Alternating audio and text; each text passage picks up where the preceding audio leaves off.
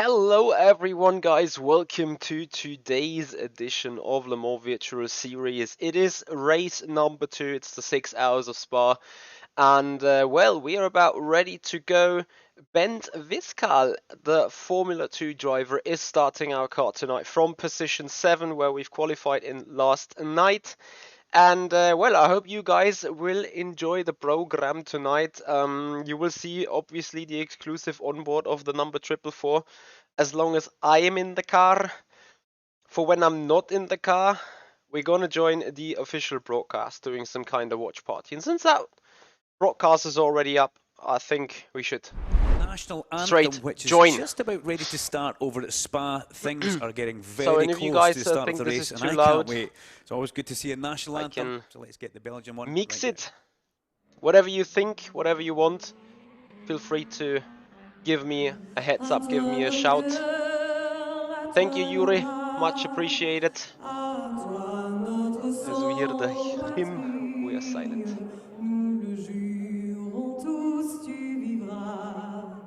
Tu vivras toujours grande et belle, notre invincible unité aura pour devise immortelle le roi, la loi, la liberté, aura pour devise immortelle le roi, la loi, la liberté, le roi. Le roi, la loi, la liberté.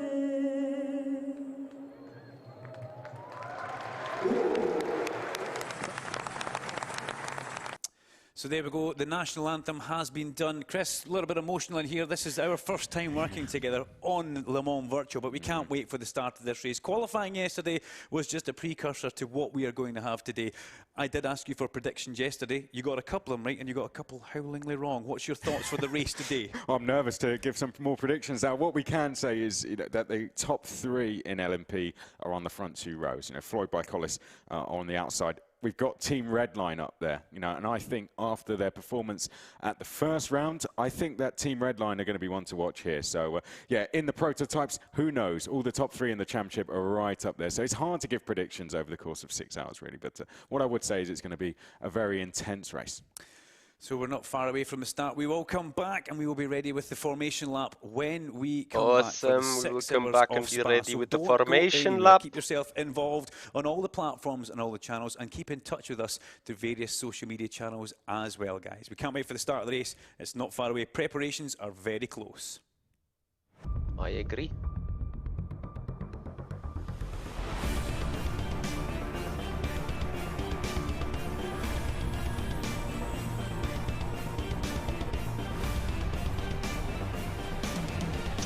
Should be.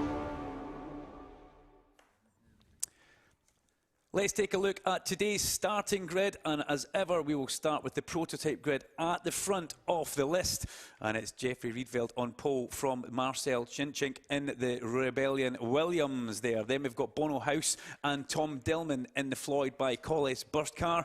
Beautiful colour scheme on that, reminiscent to what they race in real life. Peter Burliak and Irena Jodowski in the number 8 car there. Guys, is the audio fine like to this? Get some points on the board today.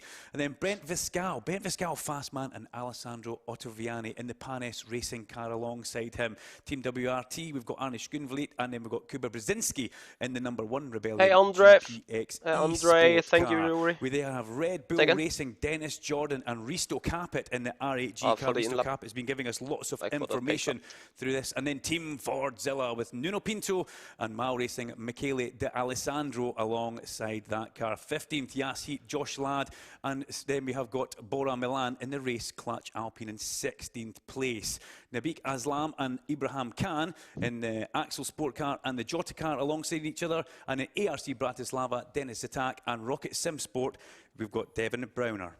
Rounding out the field is Rory McDuff. Then we come to our GT cars. Kevin Siggy leading the way for BMW Team Redline. Next along, we have Tommy Usgaard for Porsche Esports, and then Proton Competition, Charlie Collins in that. Then Kevin Van Duren in the other Proton Competition car, Mac Backham for Porsche Esports as well. Next along then, Jonas Ravio for BMW Team BS Competition. Ones to watch there, Martin Stefanko in the other BMW. Then Brad Philpott, one of the pro drivers for Team Project One, alongside another pro driver, Johnny Edgar from FIA F3 in the Red Bull car. FDA, Jordi Zveers is going to be in for them. GR Wolves from the Molyneux, Turka Hakkinen. Then Bram Bieler for Team Project One. Then we have Miko Nassi for Axel Sports next along. And behind that, Florian Lebigue in the Tesla R8G esports car. Toshiya Najima for D-Station. Then Ryan Cullen, ex-GP3 racer for GR Wolves. And Ramez Azam for Simset Esports. One to watch is Ramez, very quick driver. And let's have a look at the weather as well. The race start, yeah, it's going to be lovely, as you can see, for the race start. But then the weather starts to creep in. As we get to around about 40%, the weather will change.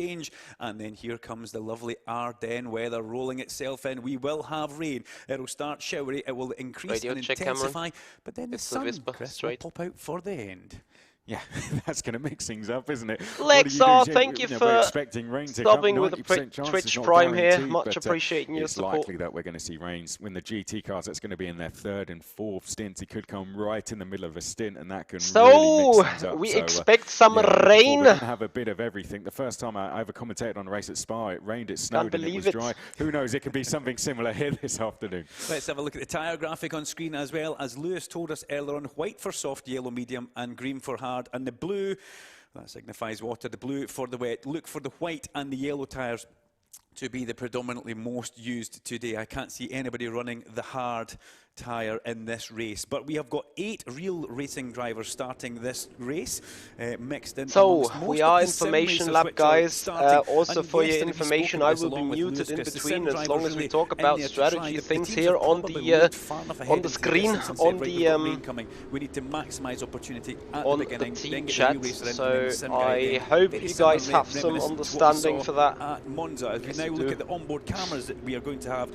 for the time being, we obviously sit here, talk, we will have enjoy. Number 70, sorry, Jeffrey Riedfeld will have an onboard camera, and we're on board with that car just now. The Real Team Hydrogen Red Line car. They were Thank the you, winners James. from round Much number 1, appreciated. and that's one of the cars with the onboard camera. Yep, we're also going to have a look at Tom Dillman as well in the Floyd by Collis car. Tom Dillman, of course, those guys are going to be starting on the second row. Jerne Simoncic as well. So Floyd by Collis there. Jerne Simoncic in that car. Very quick team in the opening round. You know, 2 cars running very highly, so looking forward to seeing how they get on. Yeah, very highly. So that's Riedfeld and Dillman. Then we need the next onboard camera, which will be P1 in GTE, the number 71 car.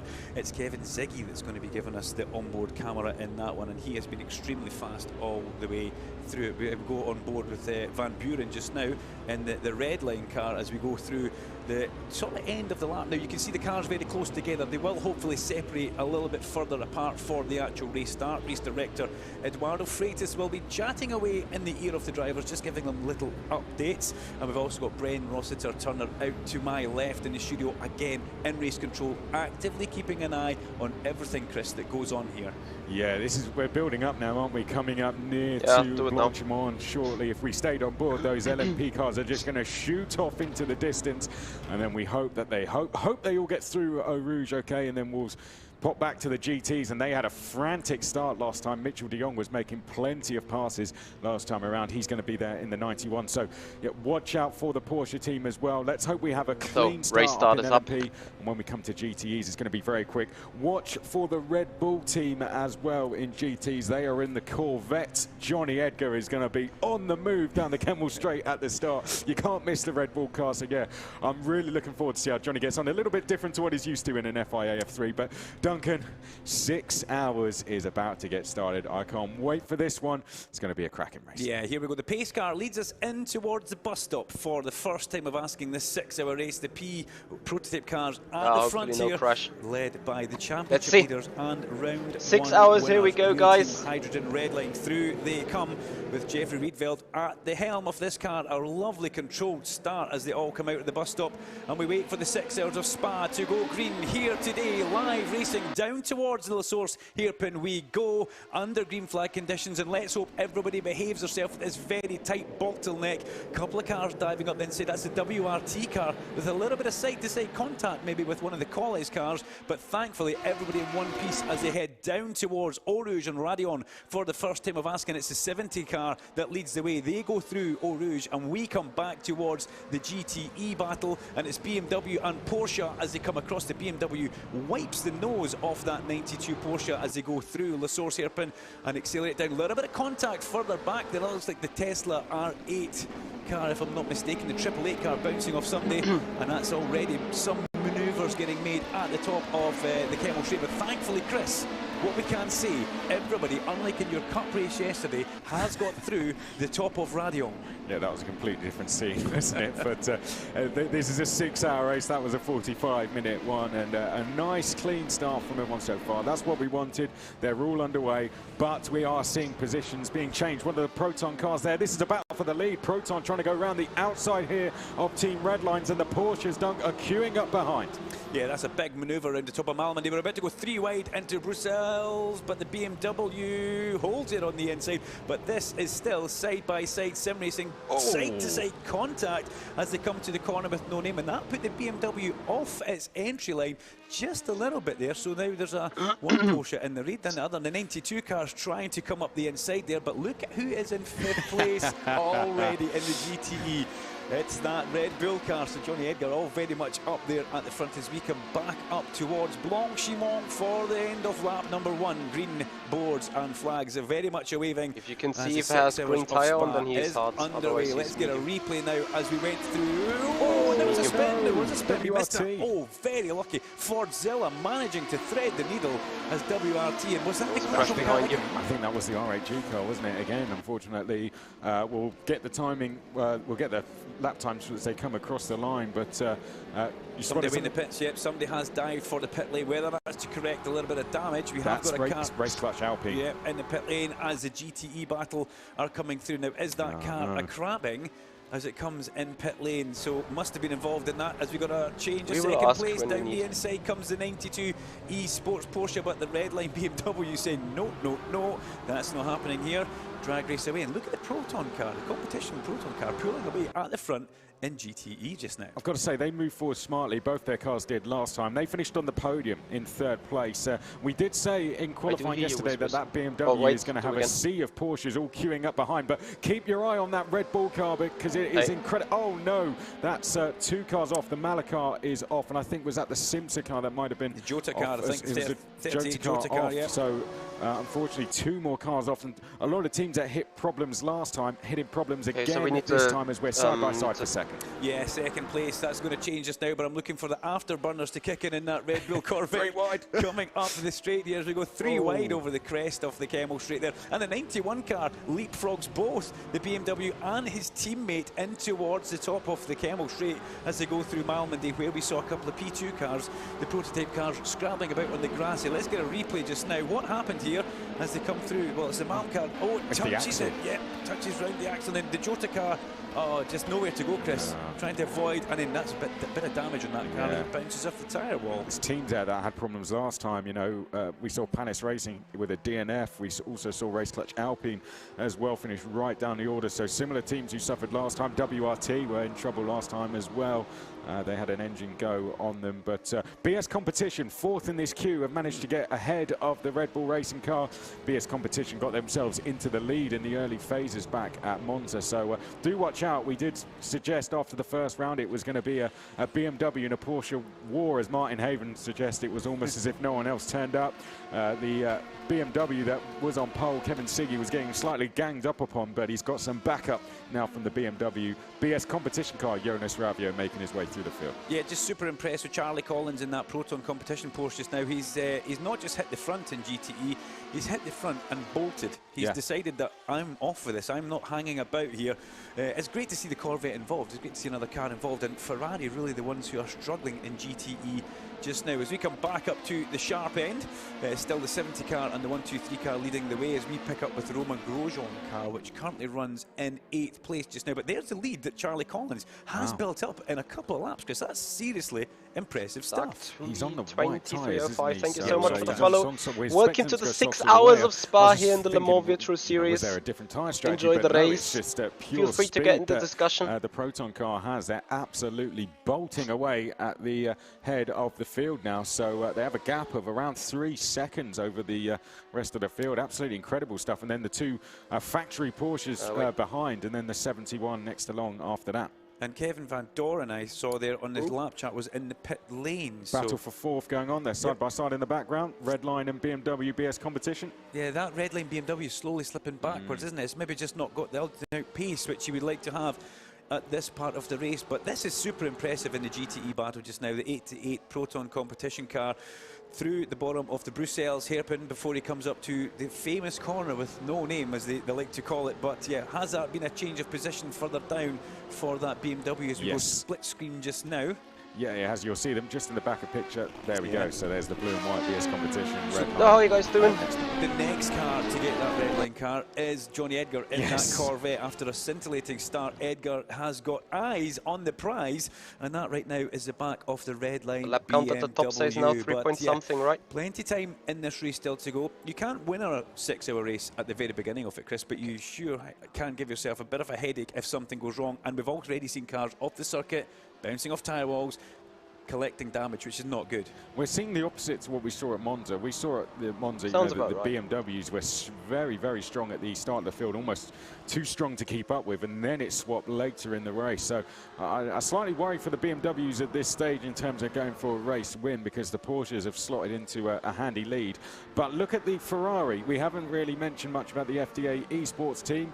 They're starting to get a move on now. They're past Johnny Edgar, so it's Jordi Zwiers in that car, and now staring at the back of Kevin Siggy in that BMW car. So we didn't see a huge amount of Ferrari. They were solidly in the top 10 last time, but going well this time. Here's the Tesla and D-Station going side by side into bus stop. Yeah, D-Station getting a little contact in the side of the door. They won't like that. That's not needed, and let's hope that's not done any damage to the Tesla BMW as they go across the line towards the La Source hairpin. But I'm also looking down here.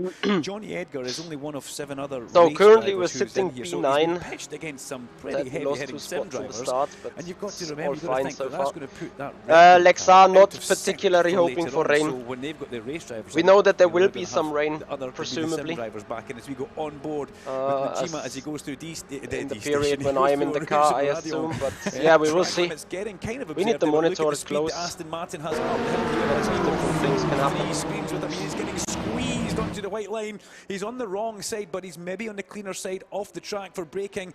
Najima trying to make this manoeuvre stick. Can he? He's left a bit of room on apex, which means the Tesla car must still be there, but he's got the move done, completed it, and that's a little bit of redemption for the side-to-side contact at the bus stop. Yeah, good move that, Najima. You know, we said a D-Station car, you know, fairly new faces, you know, compared to the experience that the others carry. So, you know, good to see them getting up to speed. They definitely already made a step forward from what they did at the first round. So, you know, this is a team, particularly towards the end of the season. But this is good for them because that Tesla car was up in second in the race at the first round before they had a little bit of a coming together. So, to now be ahead of that Tesla car is a very good start to the race for D-Station. Florian Lebig at the wheel of that just now. I'm a little bit concerned that Kevin Van Doren is in 38th position just now in the second of the Proton competition cars, and he's a lap down. So Rory McDuff, Ibrahim Khan. So how are you guys doing? Hopefully you guys be with us for the full 6 hours. A little bit unique towards the broadcast today, because the GR Wolves guys, they are obviously in this together. There's two teams, but it's where they're actually broadcasting and where they're actually racing things here. The football stadium for Wolves. Haven't done it yeah, they're at the while, Molineux. I mean, Wolves are... That doesn't mean much to me, I'm sorry, the Molineux.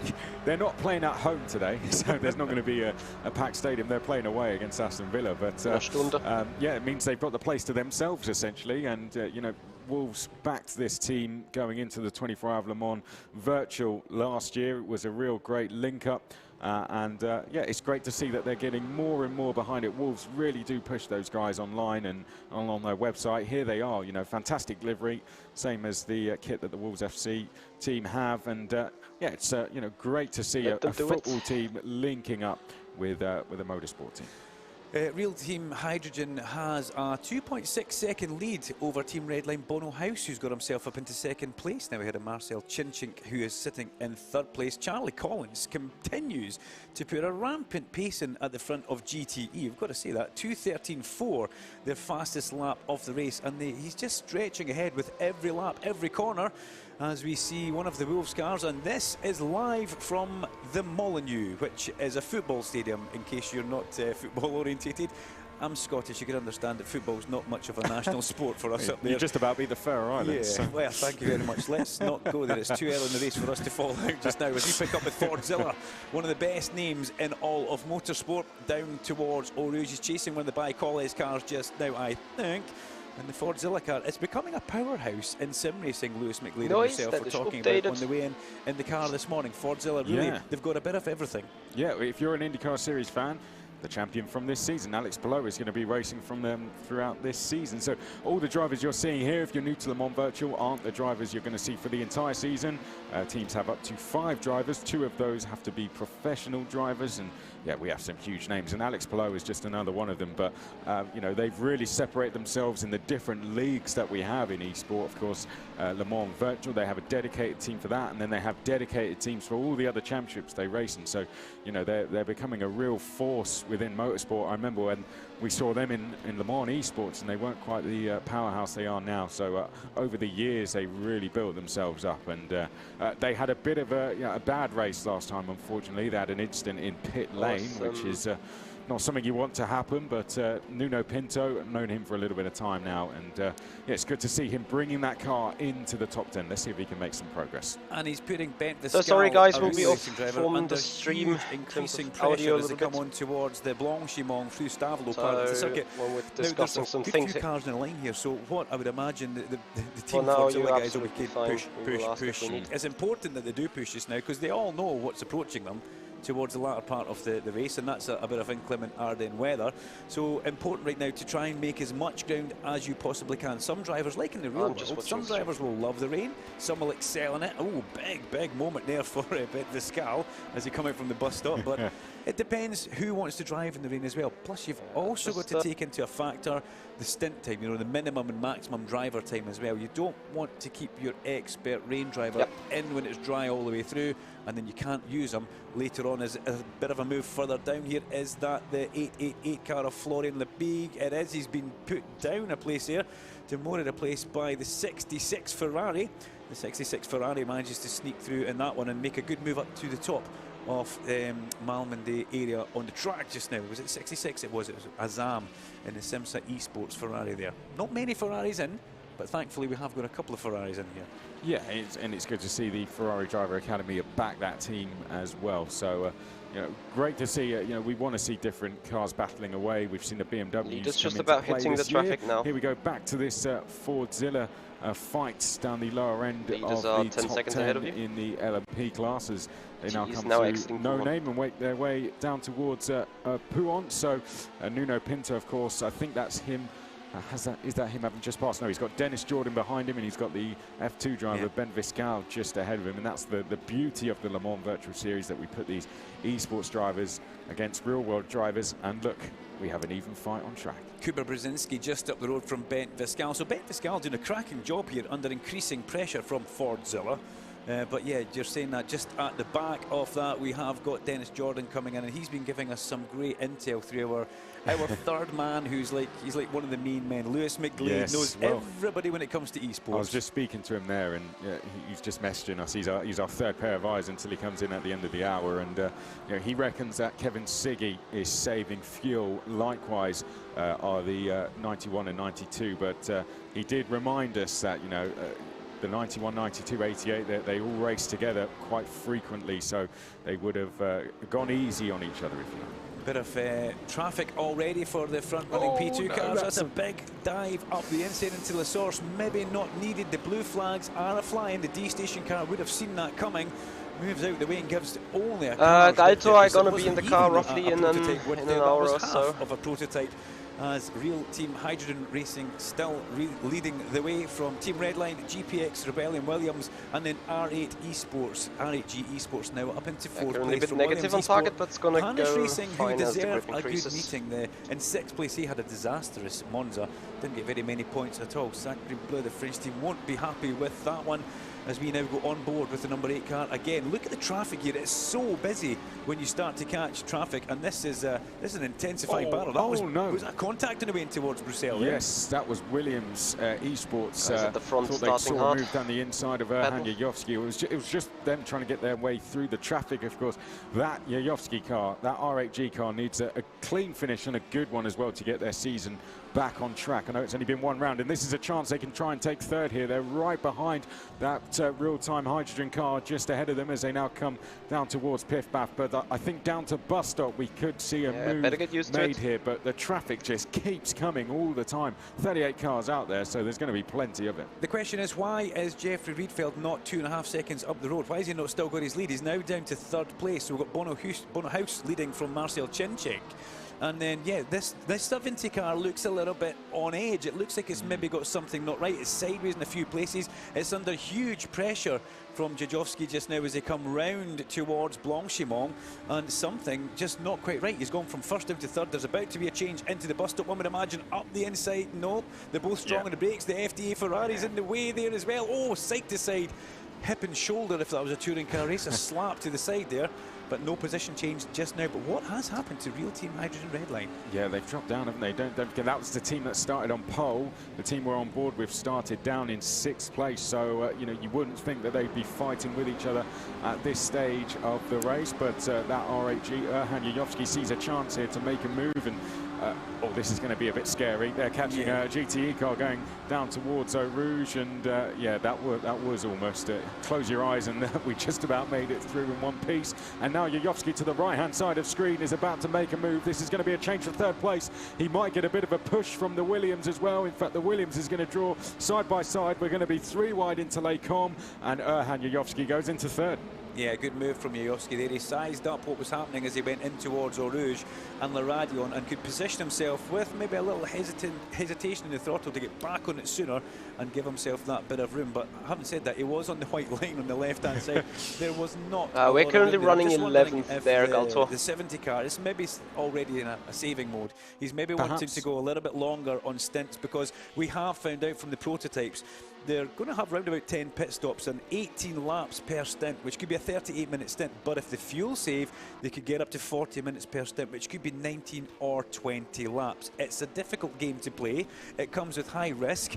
But who knows? It's they've gone from the lead down to 4th place just now. So hey, Christian UK, thanks for joining. Welcome. That traffic certainly made it very interesting for quite a few laps there, Chris. It has mixed things up, and you know, Jeffrey Riedfeld has set the fastest lap in this race, so he shouldn't be down in 4th place. He's technically the quickest driver out there, but that's just, you know, what the traffic does in endurance racing. It mixes things up, and it will continue to do that throughout the race. But what does the 70 do now, you asked? Do they tuck in behind and try and work with the R8G car, or do they turn this into it looks a bit fight? weird. You know, I don't know what they away from pit stops. You mentioned 35. I think Jota and Alpine crashed there already, so at some point. I wouldn't think they'd want to turn this into a fight. I think this is a chance for them. Now they're in the tow, they can save fuel, and you know, saving fuel is less time in the pits. Picking up a replay of a car on the grass going up towards the top of Kemmel there, which we just missed out on. ARC Bratislava. You are plus on target, so was that with Johnny Edgar? Was that the Red Bull Esports car? It was. And there was also, it looked like a Williams on the grass on the run up the Kemmel straight there. So another bit of unnecessary damage as 55 goes through our shot there. That's the BMW. That's the BMW Team GB car, if I'm not mistaken, with the Union Jack adorned across the back arch of that. Very, very patriotic just now. And Simsa Ferrari into the back of one of the Proton competition cars, who in turn gives him a little boost out of the source, and he's now side by side towards Eau Rouge with D Station. But I have to say, I think I could hear the feather in the throttle from the commentary box there on that one, Chris. He wasn't wanting to go side by side through Eau Rouge and Le Radion. Sensible decision. I mean, you've got he's got the tow now down all the way down the Kemmel Straight, so Proton doing the right thing there, and now they'll be rewarded for their patience, and they're going to make a place on D Station Racing.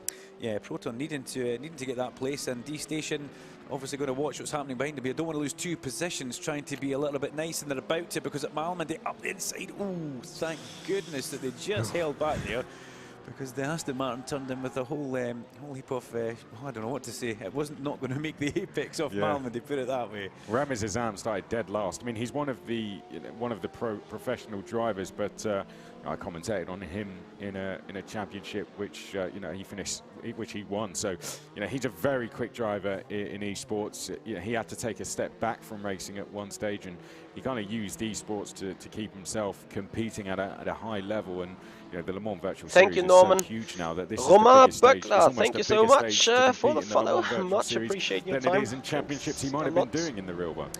Yeah, our Canadian friend Ramiz Azam just now in that Ferrari chasing the lovely D-Station Aston Martin, which D-Station did compete in the World Endurance Championship this year. They were run by TF Sport, Tom Ferrier himself. And yeah, a lovely team, lovely bunch of guys, TF Sport, and let's hope we see them back in WEC and GTE AM next year. But look at the slipstream effect happening here towards Blanchimont. Yeah. I just remember Thomas Laurent going in here and having a little bit of contact at the WEC race as well, but thankfully that was a little bump draft there. It was just to say, come on, let's get this going. Karting. But, yeah, karting, full legend karting. racing, whatever you want to say. So that's a hand out the window, like push me. Yeah, I could imagine it'd be some sort of hand signal there, Chris McCarthy, but let's not go there. We've still got 5.5 hours remaining of the Spa 6-hour race, but the gap between these guys as they cross the line, 0.2 of a second, it's half a second now, so that's not too bad. I don't know.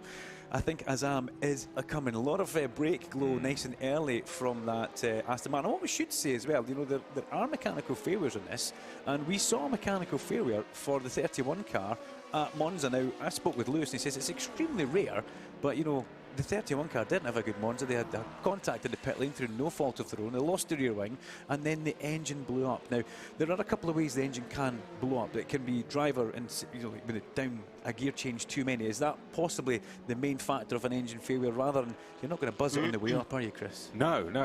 Of course, if you're doing that to the car, it may be virtual racing, but it very much is similar to what you get. It's, if you're going down the gears too quickly, you're putting strain under the engine, and if you put enough strain under the engine, it's going to go bang at some stage. So, yeah, the mechanical failures do happen and are often caused by a driver error. So, yeah, it's something that they have to keep an eye on. It's something we saw at the first round, and all drivers are going to be wary of that going into the following rounds. Najima and Azam still giving us this cracking GTE battle through Puom just now. That Aston Martin looked a little bit wayward turning in there. I haven't seen anybody taking the Red Bull Esports extra bit of line going down there. Now, no. If you were with us for qualifying yesterday, you will have seen some fairly extravagant track limits going from the no-name corner down towards Puong. And myself and Chris noticed there's almost like a green lane of something. It's like tarmac. It's tarmac, yes, painted tarmac. And Red Bull Esports were using it. It did make the corner entry horrible, but they seem to think, and Lewis also told us, that it was helping us. Fordzilla under attack up the Kemmel Straight now. Fordzilla, in fact, that's not Fordzilla there in the background. That's one of the Rebellion cars on the wrong side, on the outside. You won't take that position through there just yet, but it is definitely coming. The 65 car, that's the Panis car under attack now from Rebellion Esports. Yeah, Panis, who, as you said, they just need a good finish here, but Rebellion likewise will, they finished 5th, and that could have been higher at the first round, so they'll be keen to try and go and challenge for a podium this time, and they'll want to clear Panis as quickly as possible, because we talked about Fordzilla moving up the order, and they've got a chance to make 2 more places here. So Nuno Pinto 3rd in queue for that Fordzilla team, as Kuba Brzezinski and Ottaviani just ahead. Don't forget that Rebellion team with Brzezinski won the 24-hour of Le Mans Virtual last year, so they know what they're doing in that car, and they will want to go and repeat that success in January. You took the words out of my mouth there. They do know exactly what they are doing just now. But this Fordzilla team, they mean business just now, as once again we're back to the Azam Najima battle up towards the top of the Kemmel Straight. Again, on the wrong side of the circuit just now. The Aston Martin will brake and just basically mirror what, impressive manoeuvre. Yeah, impressive, chucked it in there and then compromised everybody through the second apex, but the position has been gained and that's what it's all about. But then hang about, here comes a 888 car up towards the back of this just now. So some big moves getting thrown in GTE just now.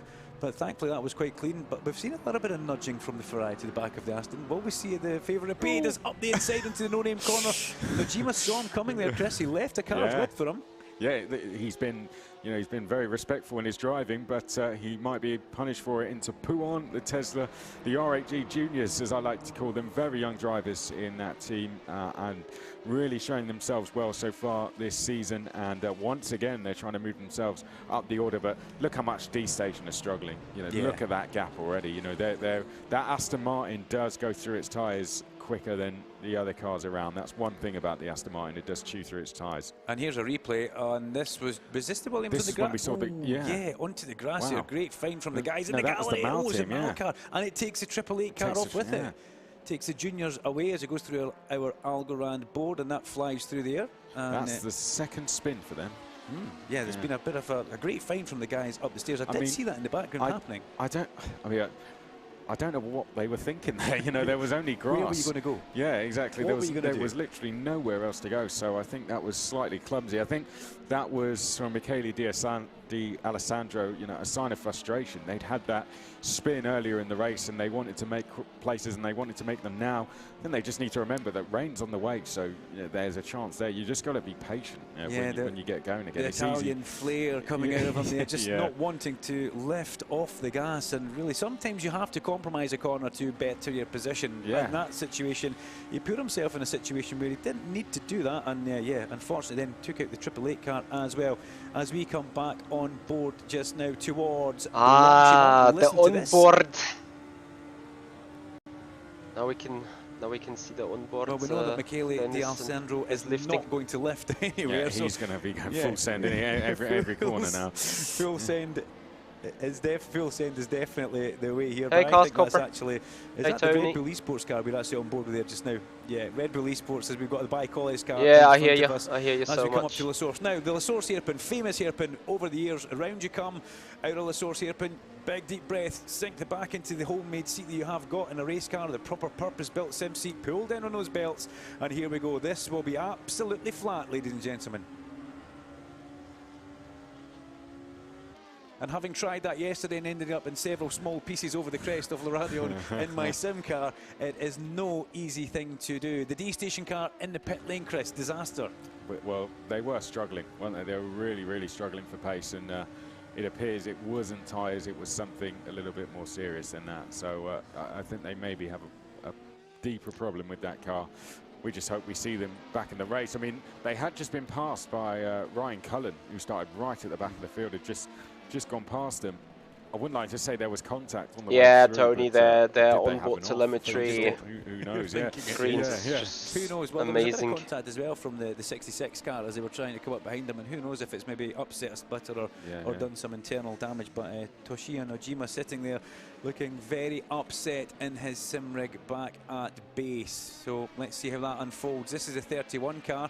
This is a WRT car, which needs to have a very good meeting as well. The SimTag Esports WRT car. They were the first mechanical failure, you could say, of our Le Mans Virtual Series. They had an engine failure at Monza. Now, Monza's a hard place on engines, okay? But so is Spa-Francorchamps. There's a lot of throttle to get used to. Around about 66, 67% full throttle all the way around. This is a high speed place. Everyone is doing highly variable sector times, we can't say. Cry enough if it needs to. All has been sliced off by traffic. That it's not for the 31 car again. You're a tenth off roughly in sector 1. So far, you are better than most of the guys in sector 2. Not been good for them at all so far this season. They really just need to get a move on now and make some plays. Sector 3. Word from our third pair you're of roughly eyes a tenth off there. Outside, Lewis McGlade says it looks like D-Station are out. So what a disaster very early in the race.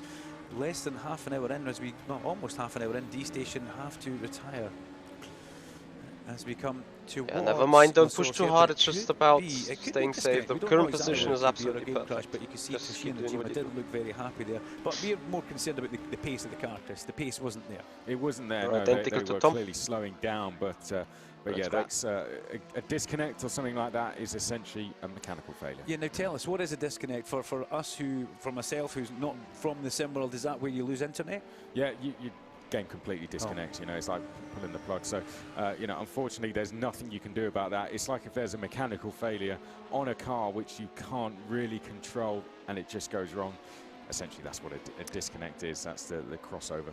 We just saw the 31 going past the 21 Axel Sport car there at the top of the Kemmel Straight.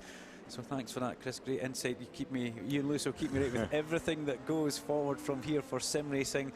But look at the weather we have just now at Circuit de Spa-Francorchamps. It's exactly the same as what we had for qualifying, but let me tell you guys and girls, it's a-coming. The weather will change towards the latter part of the race. Who knows, the wind might blow a different way and it might turn out to be nice all the way through. But right now we are under blue skies and on board with Aslan as he comes up in the Axel Sport car, the 21 prototype car, towards the back end of the lap. This is a famous part of the circuit as you come through Stavolo and then charge back towards the bus stop, which has been changed so many times over the years, Chris. Myself personally, I miss the old bus stop that we used to have, the left, right, right, left. I like that as a bus stop chicane, but it's long gone and forgotten. So guys, soon now, we get to our first pit stops. Let's have a look. You know, if you can just stay over to the what right is and telling us the system here? An instance there over the years still with people deciding very late to come into the pits, but this is Axel Sports, and there you can see right and into the left again. What it does allow is cars to stay side by side throughout the entire corner, and you can defend that place by just going around the outside, and then you have the inside into the left hand. So it does provide overtaking, but it does give you a good opportunity to defend as well. As we go back and look at the battle for the lead, this is the GPX Rebellion. GT is going currently through the comms up the front, and less into than a second between our top two. It is that, they're going past the 56 Mentos liveried car. I can say that because it reflects Egidio Profetti's World Endurance Championship, GTE and Project 1 Porsche, and they mirror signal manoeuvre their way past that car. The prototype's very, very fast. The next car they have got is one of the Proton competition cars, which is just ahead as they go through Pouhon corner. Now that is a corner, big long left. Check whether there is goes through the tyres there, pit and stop it is a bit of a tyre killer as the 77 car sees the two cars coming up behind him, moves out of the way for the 22 car and lets him slide by. That's Marcel Chinchik in the GPX Rebellion Williams car just now, who we ride on board with. He's looking at the back of Bono House as he comes through. Bono first came onto my radar for the Las Vegas things, but I think we can now hear from Eduardo Freitas, race director.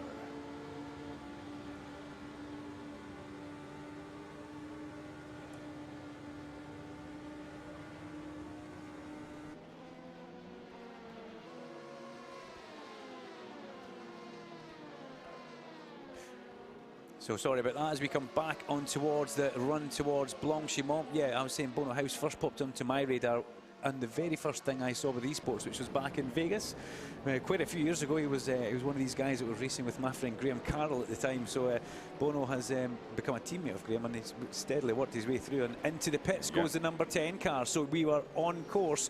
We said around about 18 laps. This is 16 laps, and we're in for a pit stop already. This is a drive-through penalty we're seeing for Michele De Alessandro, and I wonder why he's getting that drive-through penalty, Chris McCarthy. No surprise. He's been in all sorts of dramas, isn't he? And just firing himself on the grass. So, you know, of course, he went on the grass and caused the accident, which the Tesla car was unfortunately an innocent victim of. Thank you so much for the good luck wish. Unsurprised to see Michele De Alessandro in the pits. Yeah, very sorry you didn't hear Eduardo Freitas, our iconic race director, giving us the information that that car tried to pass the 888 car and basically forced up the track car to spin itself, so causing an accident, gets him a drive-through penalty. We go 3 wide towards Pouhon. Oh my goodness me, 3 wide towards this one. This is a change for the lead, Chris McCarthy. It is, but not round the outside, hanging on just by their fingernails there.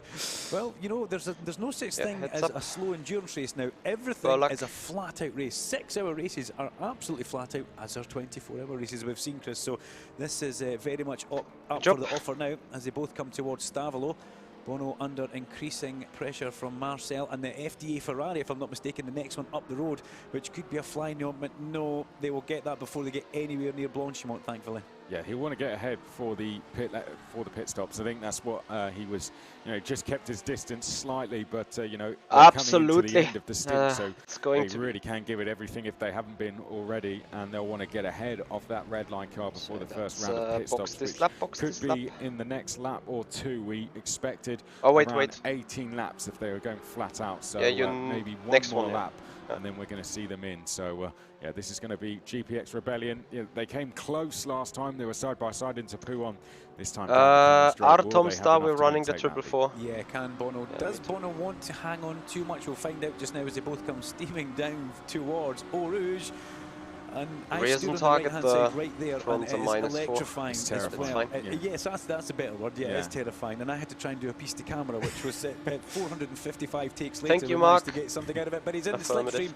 Bono's defending the right-hand side of the circuit. Round the outside you go, Marcel, if you want to make it. Bono squeezing his arm across towards there, and look at that, brave as you like. He manages to make the manoeuvre, and I think Bono House eventually saw he was on a bit of a hiding to nothing and decided that discretion, Chris, better part of valour. But that's how hard that racing was. Hard, clean, good fought racing there. That was a fantastic move, I have to say. When they hit the brakes, I thought he had no chance there, but carried so much speed round the outside, and to you know, do that coming up to the end of stints.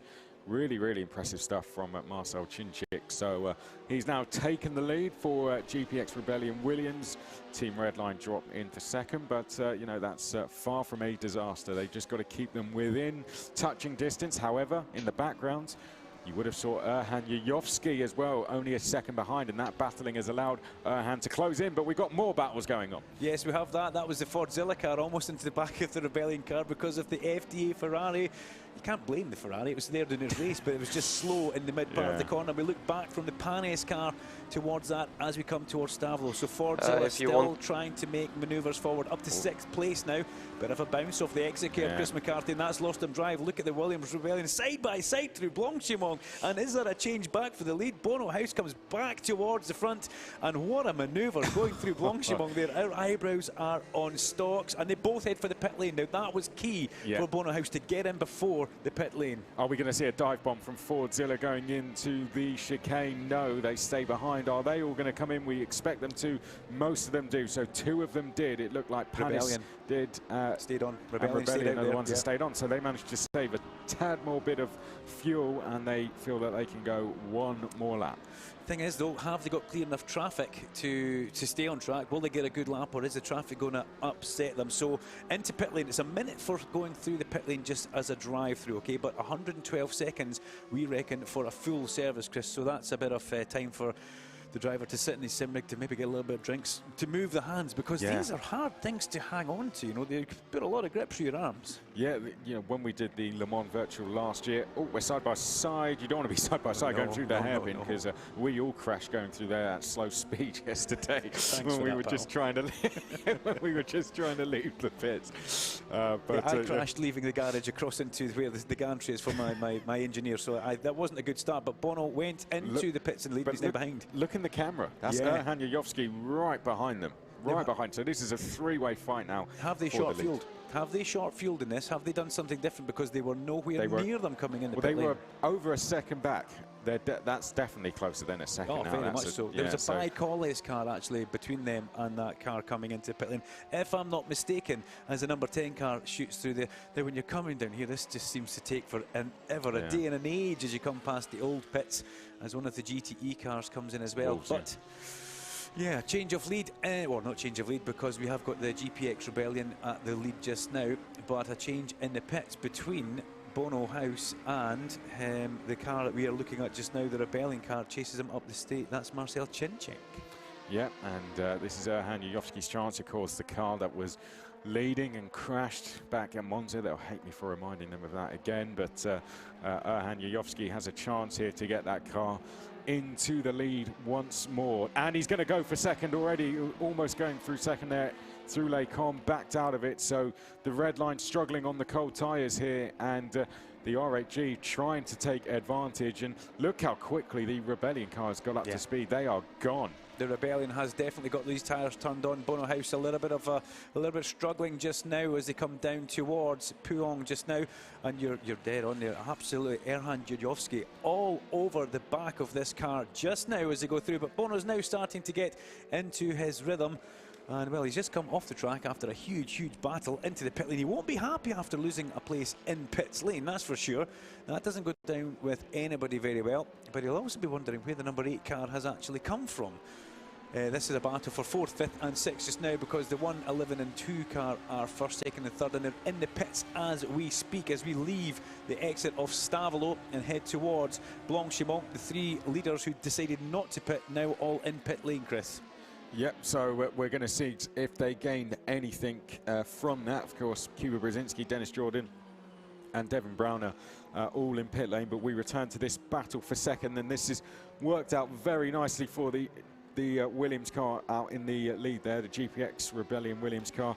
And here we go. Could we see a move in towards La Source here? R8G right behind red line, and we're going to go into pit lane. This is the number 1 of Kuba Brzezinski making his way out, but where is that fight for second place, and what has happened? We might pick them up to the right of screen. There they are, and they are in formation, but I'd say Red Line are in big trouble now. I don't think they're going to be second by the time we get to the end of the Kemmel Straight. Red Line are very much the hunted as they come up the top and head towards the Kemmel Straight. Here we go. What's happening? The slipstream effect is working. Bono House doesn't think he needs to defend just yet. Is there going to be a late manoeuvre on the brakes?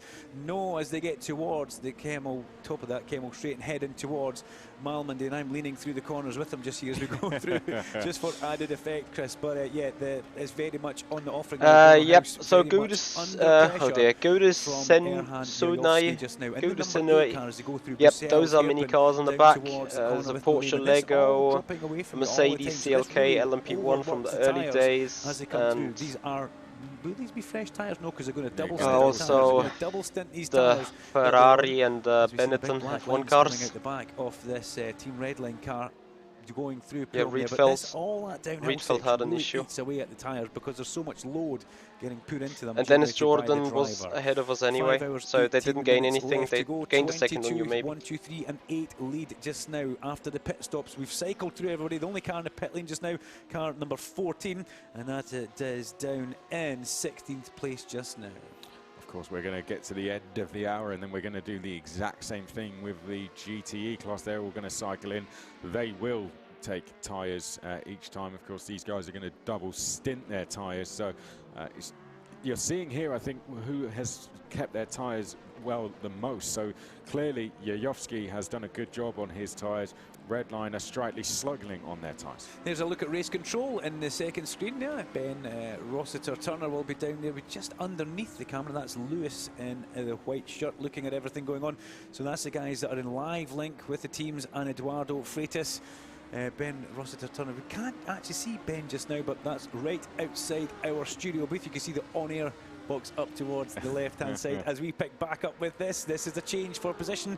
This is a recovery drive, if I'm not mistaken. Is that the 88? 888 in fact. And next up we need your fuel value and past the 56 car on the run up that Kemmel Straight. So we don't care too much about the single lap consumption. Yeah, it's more about what you have left on the It's one of these things. It's a racing incident, but yeah, Eduardo Freitas and Ben Rossiter-Turner didn't. Next wave of GT is currently in Les Combes.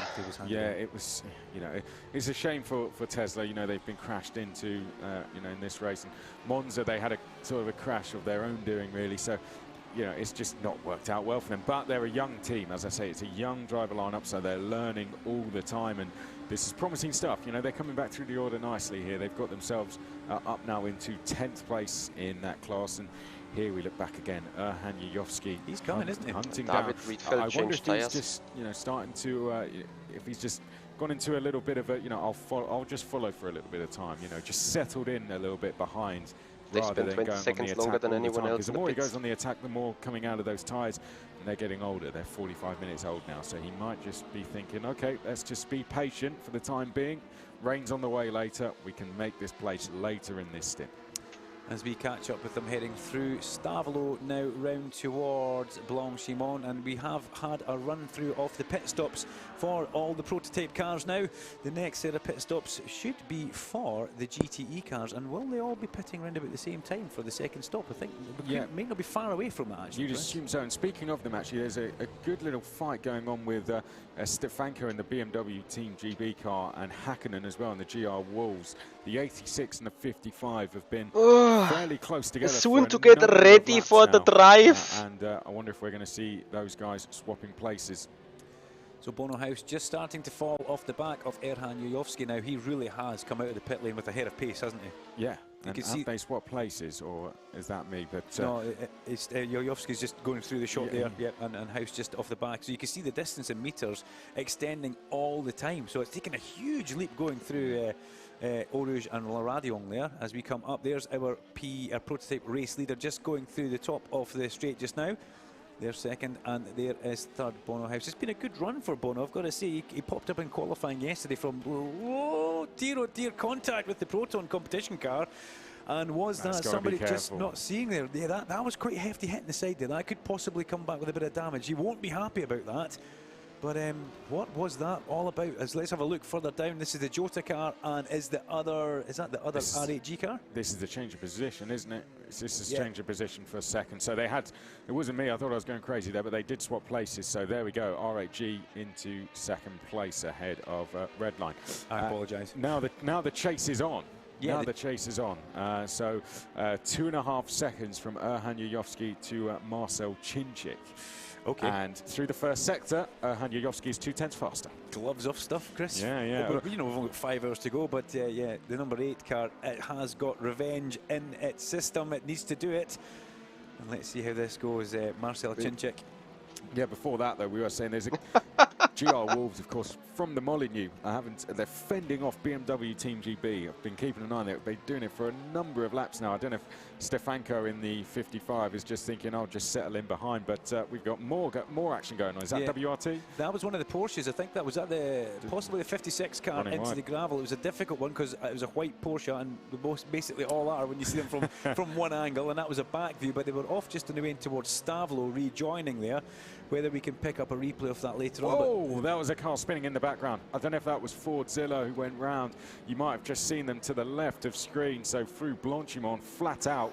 I think they were trying to get past the back marker, but that's a car having gone round. I did see a hint of orange. I don't know if it was the Fordzilla, but we'll have to keep an eye on. I haven't seen it come through the back of the shot yet, so Fordzilla possibly positive on target. Missing on the run through Blanchimont, which is not something you really want to be doing, going missing through Blanchimont. Charlie Collins still leading the way in the GTE class just now as we come on board with him, looking at him, and he looks incredibly relaxed here in that seat, doesn't he? Sitting there behind his sim rig as he goes through Puong just now. Charlie Collins, and that was it was a 70 car. It was a real Team Hydrogen Raidline car, so it was that car that's gone off. So that's our championship leader parked at the side of the track at Blanchimont. So there's a tyre. Was that a tyre having gone as well? I don't know. Wonder what has happened there. Whether we can maybe get a replay of that, even on onboard, so we could find out what went wrong. But yeah, championship leader parked at the side of the track. They've been having trouble from quite early on. He's just quick in the car. And they started tumbling down. We thought we would be saving fuel, but that Chris McCarthy is a big place to go missing. That's an absolute disaster. It looked like they were trying to get down the inside of Team Redline looks like a DNF.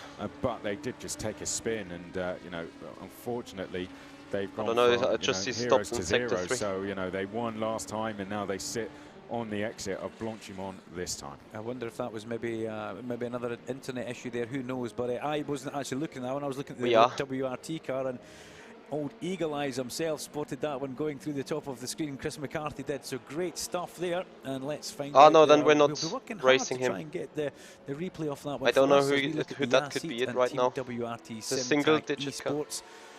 Just getting split up a little bit by that Porsche, the Proton competition car there. Josh Ladd and Arnie Schoenveld behind the wheels of these cars just now. 49 and number 31 still going at it in a battle.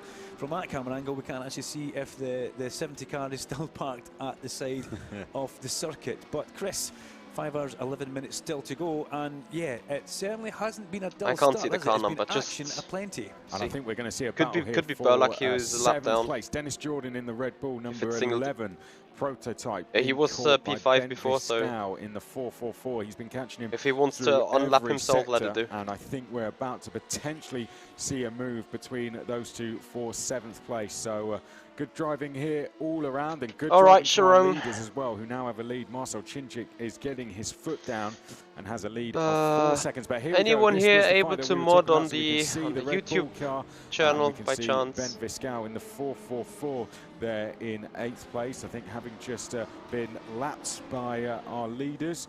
But we go on board with him now, going down towards Bruxelles, and the master of Spa himself, Duncan Vincent, is going to talk us through the next few corners. Tell us what you did. Well, I wobbled wide there. I came back across the track into that wall and then ran out a road down here. So I then decided to try to put in a slipstream, save some fuel. Does it incredibly well, though. You're not giving away any secrets. It's hello, welcome. Yeah, I keep my secrets in. Well, everything looking goody. A bit of work to do, but we can work on him over the next couple of rounds. I felt sorry for him beating him in my first ever 3 laps of the sim rig. And he'd been on it for 40 minutes prior to that. But anyway, let's focus on the onboard that we have just now, the Alpha Industries by Collis burst car of Bent Viscal. Car number 444 as he comes up towards Stavolo. And as Chris McCarthy rightfully pointed out, this is a battle that we are seeing just now. The by Collis cars, the prototype by Collis cars, both running extremely well. And now let's Jordan right now, so finally found a replay of number 70. What happened? He went down the inside of the 66 car. Too much curb. Round he goes. Did he hit the wall? Oh, big into the wall. And you're right, Chris. The back wheel is off that car. That will be game over for the real team. And yeah, there they go in the garage. Real Team Hydrogen red line. Race 1 winners, race 2 out in the first hour. It's driver error, isn't it? There was enough space there, but also you didn't need to make the move flat out through Blanchimont, and I think he's going to be pretty frustrated when he looks back at that one, because they didn't need to do it. He did. That's one of these moves where he didn't need to do it, but he would have had a whole head of steam, and he could have waited and got him into the bus stop or out of the bus stop. It's too early in a race to do that. If I was a team manager, which I'm not, I would be very angry. And yeah, there you go. It's probably best I'm not a team manager as we go through Eau Rouge. Look at this Red Bull esports car now. Dennis Jordan is under a fair old bit of attack here. Yeah, this is, I think that's the leader lapping him, but in the background, the Floyd by Collis car. Ah, here we go. D-Station, welcome back to our race here. So, it was a disconnect. So yeah, an internet problem, yeah.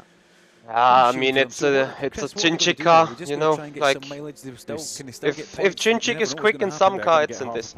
Like, he's quick in many cars, but extraordinary in this one. You want with it, and later in the race, if the forecast is correct, it will be the first ever time we've seen these cars going around in the Le Mans Virtual Series this season in the wet. So they've got a perfect test session, wet and dry, and a test session where they can pitch themselves against the rest of the drivers that they're racing against. So yeah, it's very much worth doing this. So we're going to get rain here at Spa. We know the weather forecast coming. And what happens at the Nordschleife? Do we get rain? Do we get fog? Have they got fog lamps? They're going to put on like a rally car? Who knows? That will be something that just seeing the prototypes go around there. It's same for everyone. It's going to be frightening, isn't it? Yeah. You're going to have a go on that one. Half an hour till I'm in the car. On Forza. Are you? Yeah, maybe shouldn't have said that. This is nothing like that, mate. That's what you know. I'm very good in a Renault Clio around there on Forza, but we pick up with the number 55 car, which is the BMW Team GB run car just now, and we're chasing. Also, Sharon. Are you called Sharon? I don't know how to spell your name actually there. Let me have a looky again. No pun intended. Sharon? Is it Sharon? Sharon? We saw I don't know. Pictures on social media yesterday, and thankfully the football team thank you so much for also becoming a follower here on our social media. Same thing as Real Team Hydrogen did there. But team, so thanks for the follow there on Twitter, that is. Lewis just saying, he's just given us the message that esports slides, don't try replicating, just drive. Because the tyre has come off, it's likely that we will not see them back in the race. They weren't able to make it back to the pit lane, so it's very likely that Real Time Hydrogen, our winners from last time, are out of this race within the first hour. Our pole position man for this round as well, the pole position team. Great shame we've lost them, but we saw this happen to Gordy Much at the last round as well. A little inconspicuous so busy spin right off a now. curb and then was collected by a couple of cars. Now we have some pit stops for the GTE class. That's the Proton car in, and one of our Porsche eSports car. Didn't catch a 91 or 92 on that, Chris, as it went through there. So let's have a replay of the race start. And let's see if we missed anything at that first corner. There's your real team Hydrogen Redline, who are already out of this race by the looks of things, leading away at the start, and everybody fans out there. I did see Fordzilla coming up the inside, and it was a WRT car coming up the inside as well, Chris. Yeah, they were just trying to make some moves, but look at that. Really, really tidy start. You know, a bit of door banging, but overall, very, very good stuff. Yeah, unlike the Cup class, which we had yesterday, I watched that in the car while having a bottle of water, and I think everybody got to here and then suddenly stopped. Have a quick look at the GTE. There's that spin we saw. That's WRT, isn't it? The spin we saw in the background, which took out the R8 car then. Let's have a look at the GTE race start now. Is everybody a lot more controlled than we saw at Monza? They were fanning out 5, 6, 7 wide, like motorbike racing Martin Haven, I think, said. But everybody getting through there and powering down towards Eau Rouge. Good start for the GTE. Tire check at the end of someone far left that just went dive bombing down the inside. I don't know if it was the Simsa car. We actually missed that. There was coming together. That was one of the Proton cars. We missed that at the start because we never picked this up till a bit later. So the gallery, we trying possibly to find the replay of that, but that was a long time ago. So that was the 77 Proton car bouncing off the wall as they went 3 wide. This was effectively where we kind of picked them up, but yeah, in the back, Jake, Proton car with doesn't look like coming into view now, Chris. So that was something that's new to us as well. Yeah, 3 laps down, so it affected them very badly as Floyd by Collis are past Red Bull. So there we go, change, and we briefly saw the BMW Team GB team. They made that move as well. Perfect. So Floyd by Collis have gone past Red Bull, and they have a car in between them as well. No so contact, Ben Viscal, the FIA Formula 2 driver, has worked very hard. He's gone through, and Risto Capit, who we ride on board with, has also gone through as well. So the Estonian for RHG up into 8th place. Risto Capit, great onboard view back towards the Red Bull eSports car there. But that Bicolis car, it was coming, wasn't it? We could see it coming from quite a while. Yeah. They've got good pace around here, as well. as the Red Bull guys have as well. But there's another Red Bull car which we were keeping our eye on, but it doesn't seem to be working in GTE, and we're quite surprised that Johnny Edgar. Let's not give Johnny too much of a hard time though, because he's down in 35th overall. But Johnny Edgar just been struggling, maybe because he's out with so many of the good sim racers. Yeah, you've got to remember he should be slower. You know, if yeah. we're there in FIA Formula 3 cars, he'd be down the road, but he'd be you know, gone. yeah, but you know this isn't where he is used to racing. Yes, I know, guys. I'm jumping out in and out of the rig. We get to test these guys, but that's standard we get to for display how good pre-race prep. Because you know Johnny Edgar's going to be Just trying to learn as much as they can. This is probably the best battle on circuit, which Red Bull are right in the middle of because behind this we've got Yasik, Josh Ladd, and Arnie Skonevliet behind that as well. So this is your battle down from 7th all the way down to 11th place, all queuing up as they come up through Blanchimont. Yeah, towards one of the fastest parts of the circuit. Now, picking back up on that Johnny Edgar thing, it shows the mentality of a real racing driver, knowing that he's not as quick as these other guys, but he's not thrown off the road trying to do what they're doing. He's controlling himself. He knows, and for him that will be very difficult because he's used to being in an F3 car, and he would be gone, like you say, but he's having to control his own mind and say, no, I just need to do this. I need to hit that lap time every lap, and I'm doing a good job. Exactly, you know, he's representing Red Bull. He's a Red Bull junior driver as well, so yeah, he just wants to go out there, do his job, and get those lap times in. And it's damage limitation often when you put the pro drivers in, not when you had the likes of Danny Juncker there in last time when he brought it home to win, but I say damage limitation, that's not, you know, they're not extremely slower, they're just, you know, half a tenth here, or, you know, a couple of tenths, but over 6 hours, that adds up to quite a lot. So he's just trying to get it home in his best place as he can without doing anything silly, and so far, as you said, he's doing a brilliant job of that. And when he hands it over to his teammates, the likes of Yuri Kazdorp, then we'll see what they can do from there. But everyone has to get their pro drivers in at some stage in the race, and we have plenty of them out there. Tom Dillman also out there. He's chasing down Alessandro Ottaviani as well. That's a battle developing for 5th place just up the road from this. Tom Dillman, one of the professional drivers, closing in on Ottaviani in the Panis race. Impressed with Tom Dillman, actually. Very impressed with Tom Dillman. It's impressive to see him so far up and pushing. So let's see how he gets on as more stops. Yep, more pit stops. That's the Team Redline BMW making its way down towards the bottom pit, car number 71 there. Dennis Jordan is on track just now in the esports. He's backed up by Alex Schiebel and Jack Doohan, who's in for us this time as well. Jack Doohan's son, I always get right for saying son of MotoGP legend Mick Doohan, because Jack Doohan is now a rightful race winner himself, and he almost won the FIA Formula 3 Championship this year. Really nice guy, really nice family, and it'll be interesting to see how Jack gets on. And there you go, Chris, you'll be happy. That's that football stadium, isn't it? Yeah, you guys don't know him very well up there, but yes. So Wolves is soccer. If it was rugby, it would be fine, you know. It wouldn't be a problem. Wolves are a great side, you know. They've been building up over the last few years, and there you go. They got the stadium to themselves. What a sight that must be. Oh, if only it was St James's Park. You know, then I'd be much more happy. But Wolves still a great team. Oh dear, St James's Park. Let's keep it motorsport based and not drift down a football avenue. You know, that's I don't know much about football anyway. Yeah. So who was your starting 11 against Faroe Islands? Yeah, we picked back up with the GR Racing car just now. And what is impressive, they are at the Molyneux Stadium. That shows a commitment that sponsors have towards esport. I mean, that's a big organisation, the Wolves football team, and having an esports racing team set up there just shows you just exactly how impressive this whole thing of the Le Mans Virtual is. Yeah, if there's any Wolves fans, you know, cheering them on as well, you know, get behind them. You know, use the hashtag Le Mans Virtual. And Elton John could be watching this. Who knows? You know, Is he a Wolves fan? I don't know. So. I don't know where you got that one from. I think, I'm pretty sure I saw that in an Elton John video years ago, that he is a Wolves fan. Wolverhampton Wanderers. He is now. Back then. He is now. There we go. As we're on board with Hakkinen, as we come up towards the top of the Kemmel Straight here. Past all the spectator enclosures, pick a braking marker just about the 100-metre board. Oh, well, I was braking at the 100-metre board, so clearly that's where half of my lap time was disappearing. But we're almost at the end of our first hour, and we'll be coming up with a little bit of highlights, which will do a nice job. Chris will give us some highlights for that. We'll have a change in the running order in the commentary box. Chris McCarthy. Yep, it's been a hectic first hour here in the 6 hours of Spa. Let's look back at the hour highlights. So here, the first hour highlights brought to you by Total. And we kicked off with the LMP cars making their way down towards the first corner. The number 70, the real-time hydrogen red line cars, our winners last time out, would lead us down to the first corner.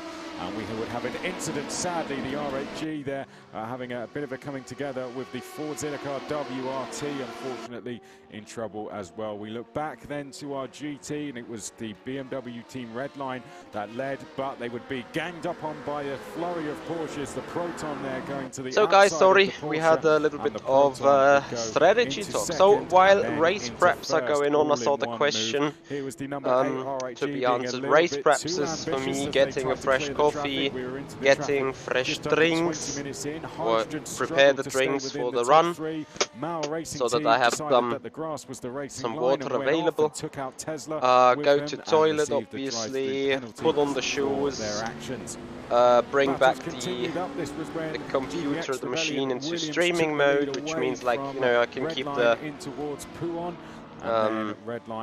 keep the stream up and everything, but I will pull out the stream, not the I will pull out the live stream, obviously, and yeah, make sure we're just clearing away. Machine is operating smooth and calm. Brilliant job to clear away from so the Porsches. Pre-race preps going on here. This was when R8G got ahead of Redline. That was our swap for second that we saw a little while ago. And here's where we lost our championship leaders, clattering the curve through Blanchimont, losing a rear wheel, and it's unlikely now that we will see them again in this race. So I think well, joining me now, we are an hour complete. Duncan's gone for a bit of a break, and he is replaced by Lewis McGlade, the man himself, the man that's been bringing us all the info. Lewis, what have you made of the race so far? Yeah, obviously a very interesting start. A bit chaotic at times, but the opening laps were all right. There was a bit of an incident in the GTs running down. The man 1843, thank you very much for the follow, and welcome to the race. But for the most part, what we've seen has been all right. Got to give some shout outs to Charlie Collins for one of the best moves that I've seen at Spa, going around the outside of Kevin Siggy at Malmedy down to Bruxelles. Also that fantastic three-way fight for the race lead in LMP2. It's got all the hallmarks of a great race already in the first hour. Yeah, it's here we go. Here's the man himself, Charlie Collins. You know, he got into the lead so quickly, and I had to look again. Was he running on different tyres? Was there an extra compound other than soft? Because he absolutely cleared away. What do you think? Do you think that was part of his plan? I mean, of course he wants to be in the lead, but do you think that was part of the plan for the Porsches? Shall I say? Was it for them? Did they think, okay, if he wants to go away, that's fine. We'll come back later in this race. What do you think the Porsches were thinking at that stage? There's a couple of little things here. Now, most notably that once Charlie Collins had got through on the first lap, then Kevin Siggy was still left there, and when he was sort of holding station, holding firm, doing the lap times that he was doing, he wasn't able to really get on with it. And so all the Porsches behind, everyone behind, was just sat there waiting, and the gap was getting bigger and bigger. Now, whether this was down to the 71 going a little bit longer on the stints, or whether it was just down to the Porsches having an incredible amount of speed, we don't really know. The 71 did go a lap longer. They got up to lap 25, whereas Charlie Collins, the 88, they went down to 23, 24, I believe it was, in the end. So there is a bit of a difference there, but to be honest, I think it's just fantastic speed. Coand are the team behind the Porsche Esports and the Proton competition team. They've come into this race absolutely determined. They didn't get the result they were really wanting with all of their cars up the order at the previous round at Monza. Spa has been a circuit which has bitten them quite a few times in the recent past, and they're determined to make their mark here in the Le Mans Virtual Series. Yeah, they were a good team at that first run. They moved forward nicely and got themselves onto the podium. And here they've made another step forward, and it's great to see. Now, I hope you are enjoying all the action so far. Now we've hit a little bit of now we've had a bit of time to breathe in this race, because we haven't been able to do that so far. Do let us know if you're watching along. If you're watching on Facebook and Twitter, use the hashtag Le Mans Virtual. Send in your questions for us. Let us know who you're cheering on for. Who do you think is going to win at the end of the 5 hours? Use hashtag Le Mans Virtual. We will read some comments out throughout the race. And if you fancy winning yourself a Thrustmaster T248, go to Twitch and watch along with us on Sport Buff. You can send in your comments and your questions on there. And if you're watching on there, you have a chance to win a Thrustmaster T248. Lewis, what do you make of that prize? What do you make of that Thrustmaster wheel? Oh, I mean, especially for anyone who's entering sim racing for the first time, which of course we know a lot of people in the audience for this, they might be your first time sim racing viewers. They kind of look at this thinking, wow, these guys are really top level. And the way to get into it is obviously either to spend an awful lot of money and get yourself a decent wheel and get yourself involved, or by getting one for free by winning a competition. And to be fair, the T248 brand new wheel by Thrustmaster, great entry-level wheel for those just getting used to sim racing for the first time. And there will be no rope jumping. No, I don't know about you. No, not at all. Thrustmaster, fantastic equipment that they provide, one of the sponsors to us as well. So we thank them for giving us that prize over on Sport Buff. To remind you, you can win a Thrustmaster T248 if you go onto Twitch and watch along with us on Sport Buff. You can send in your questions and your comments on there. Likewise, you can do that as well on Twitter and on YouTube. Use the hashtag Le Mans Virtual and we will read some out throughout the race. Okay, let's get back to what's going on circuit. We pick up R8G making their way down towards Eau Rouge. This, Lewis, is our battle for the lead. Now, at one stage, Marcel Chinchik had absolutely cleared off by about 4 seconds. All of a sudden, the gaps come down. Do you reckon that was traffic playing in the favour of each other and now it's all levelled itself out, or is this a real push we're seeing here from Yuyovsky? So a couple of things here, of course, for those that don't really know too much about the LMP2s. They're on the medium tyres at the moment, the yellow wool medium tyres. They are double stinting these tyres, which means they've been on them for around about an hour, approaching an hour and 10 minutes. With them all pitting on lap 17, it means that they'll be into the pit lane in the very near future, like the next sort of 5, 6, thank you very much indeed for the follow. Much appreciating your time there on Twitch. When they're running that kind of distance, by this point in the race, they're starting to struggle on the tyres quite a bit. And that's exactly what we're seeing here. Erhan Yuyovsky's just looked after his tyres really nicely. A bit of a flash to the lights. That's the sister team. That's the Tesla R8G BMW. They're just trying to get past there from the GT category. They just balked them there a little bit. And Yuyovsky just losing a little bit of time. But from the timesheets that I'm seeing here, Yujovski is going about 3-4 tenths a lap faster. I think this is just tyres. I think they're just timing this. Yeah, so they've just saved a little bit in the tank, and now they're really giving it full guns here to try and get past. So it's going to be Michi in the car. The next stop isn't just going to be for fuel, it's going to be a full service, and it's going to be around 110 to 112 seconds in the pit lane. So that's the first full service stop we're going to see from the prototype cars as they now come through the bus stop. Let's get the gap at the end of the lap. It was 7 tenths, it's now a second. What's it going to be when they cross the line at this time? It's 1.1, so we're seeing a response. Marcel Cinčić has responded to the challenge of Erhan Yujovski. Or, yeah, Yujovski is just simply coming to the end of life. But this could be perhaps the last lap now before we see them in. Yeah, I believe so. They should be in at the end of this lap. Not all of the prototypes, though. A couple of them will be coming in a lap later. Those running 4th place, for example, the number 1, they pitted a lap later, so they pitted on lap 18. They might be aiming to get to 36 or at least 35. The last lap times, by the way, between those two, we were talking, it was a 2:01.5 from Marcel Cinčić. It was a 2:01.9 from Erhan Yujovski. So 4 tenths slower was the R8G driver. However, the 2:01.5 is more on par with what that car's been running for a few laps, and so it makes a bit more sense that that's the lap time that they're aiming for. Also wasn't held up by the Tesla R8G car, much like the actual R8G car was. So I'm still going to say that Erhan Yujovski is a bit faster, and of course, again, that team's a little bit irritated from last round. Yeah, they lost the lead. Gordy Machi was behind the wheel at the time. A costly mistake, and then picked up by cars coming through. They are desperate and hungry for this victory. Looking back from Ben Viscau, here is Risto Capit trying to close in. This is your battle for 7th on track. So we're coming to the end of the stints, as Lewis said. The tyres are getting old. Risto Capit should have that more experience in saving tyres over Ben Viscau. And just look at the difference through Pouon, and that was because Ben Viscau was held up by one of the BMWs there, and down the inside now goes Capit. Ben Viscau being brave round the outside. He might be handed a bit of luck here where he catches this portion to Stavolo. He's going to go down the inside. Risto Capit is blocked off there by the Team Project 1 car. And now Risto Capit gets through on the exit of that karting corner. Stoffel van der I'm on the server gonna make their way up towards the back straight down towards not yet. Go. And this could be when we see them in. Our leaders have clocked another lap, so they've now done one more lap, and that might be now their last. So they've done 34 laps, and here we go. This is Fordzilla trying to get themselves up the order here. They're behind the Red Bull car, as this is Luke Browning, the ADAC, an Italian F4 driver, trying to get down the inside of Dennis Jordan. Backs out. Oh, almost a little bit of contact into Blanchimont. Is Luke Browning going to try and throw this down the inside? You bet you he is. And Dennis Jordan goes wide, and it catches Dennis Jordan. Now, I think Dennis Jordan wants to pit. I think he wants to pit. No. Well, he slowed right up there.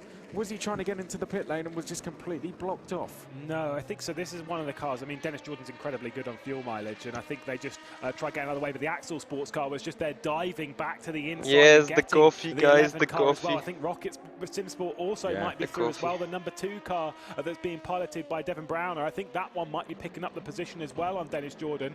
I mean, for Red Bull, the day's not quite gone the way that we were expecting, but they are a team that are masterful in playing the long game, so they're not panicking. Now you can select now, but still, this is a little bit of an alarm bell going off. They are dropping backward.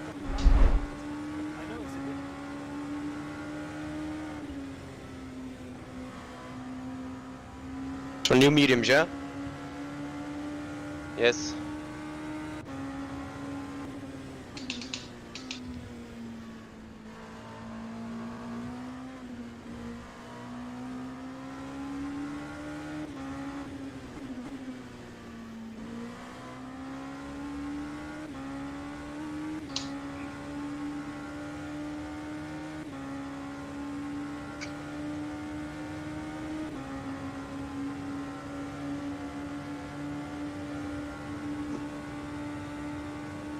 Can I request a pit now, or? Yes.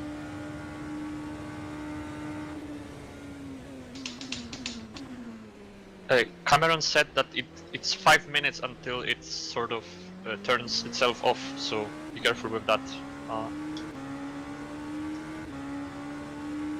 So guys, you hear engine sounds, you hear everything, you might yeah? want to do it with 1 lap to go. Okay, copy. Should all be good. Ruts and Grappy, steering wheel is an Acura GP.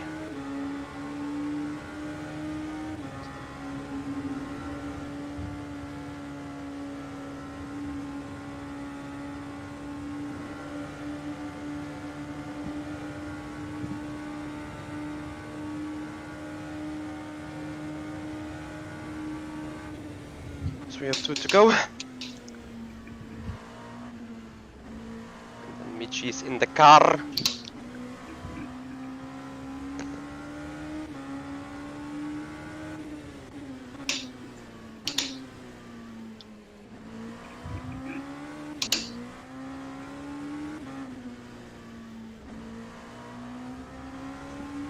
It's gonna be awesome. I hope.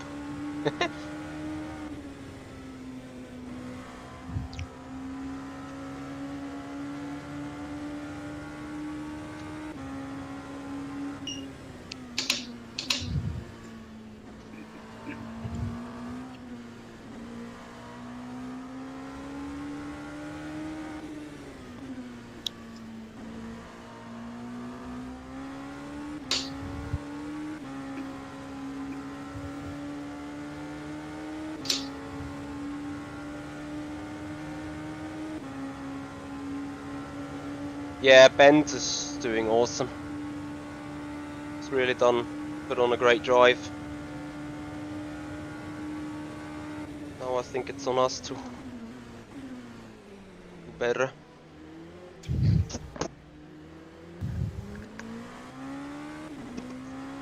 Okay, entering last lap. Yep, request now. Marcelo Caval, thank you so much for the follow. Really appreciate it.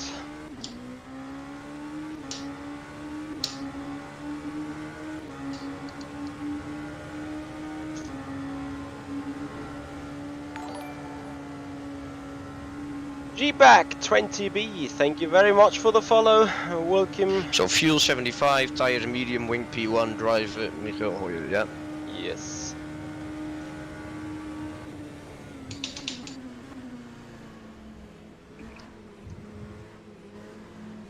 The fuck is this guy doing? Fucking hell, what an...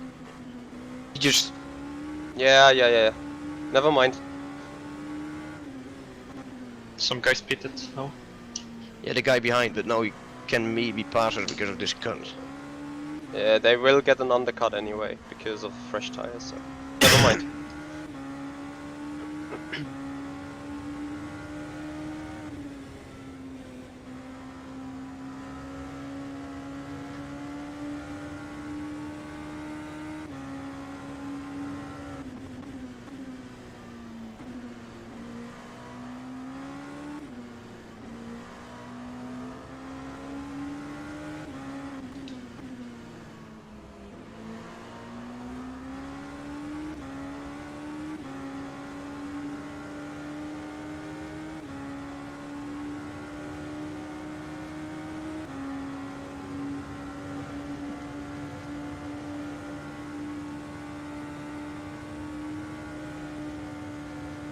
Okay, so box.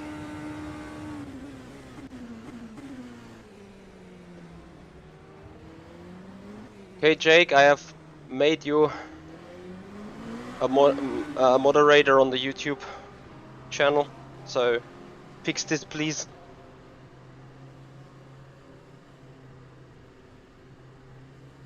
Okay, stay in the car, stay in the car. Awesome, I take control in 52, stay in the car. Oh, I switched the engine off. Okay. Ignition on. Great. Let me know when to start it. With 10 seconds before you lose the control. Okay.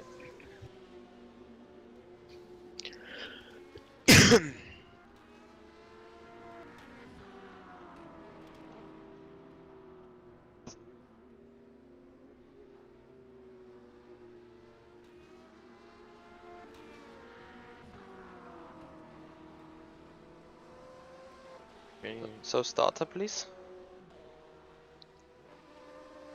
Yep. And make sure you throttle the car. Full throttle when you lose the control. Throttle. Okay, so now I need to quit, no? Now I can press escape? Yes, now you can press escape. Amazing drive, mate. Really awesome. Very nice job indeed. Exit, boom. Fuck, I'm gonna take a break.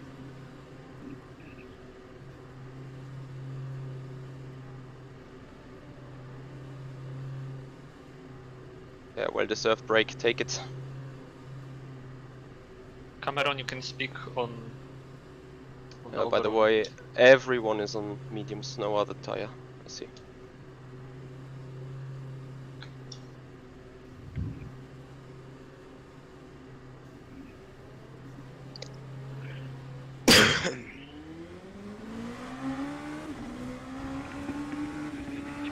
I'll be back in 10 minutes or so. No worries, get a break. I have no LEDs for whatever reason. Awesome.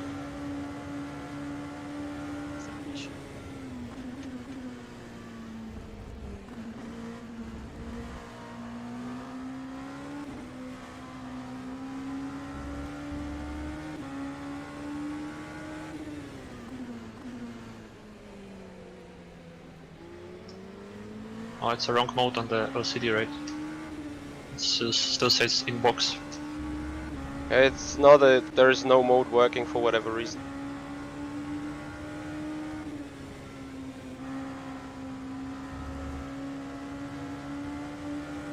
I see if I can try fixing it in the pit stops.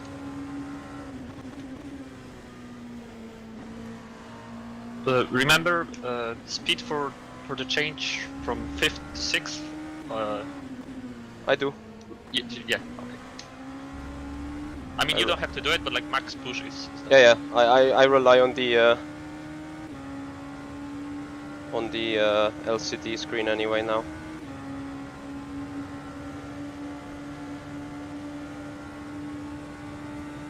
Yeah, so guy ahead is RAG, they jumped us because of the undercut.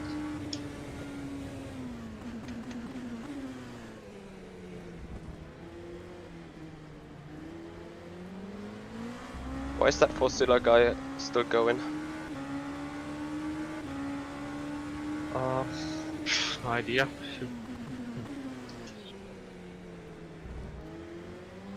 Oh wait, never mind. Pinto was ahead of us. Ah, yeah. But now he's pretty slow, so... I will try to sort it.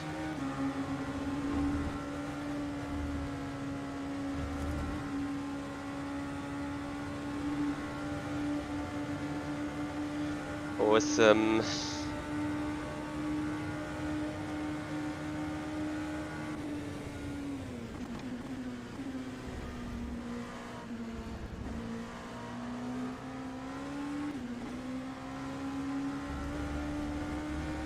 Good job. Thanks.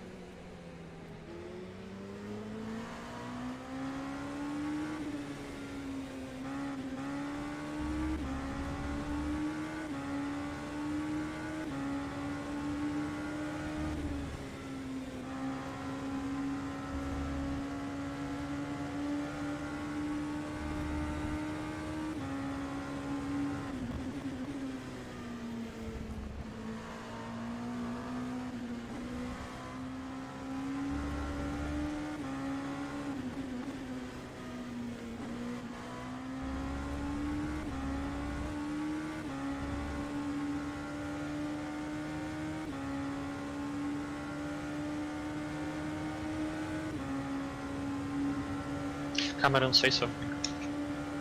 Hello. Okay.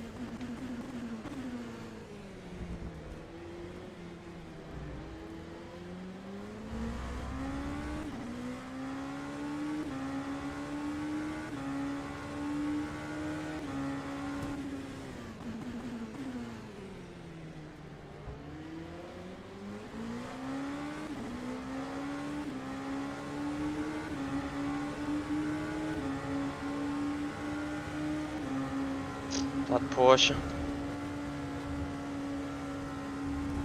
First bonking of the GTE, then closing the door.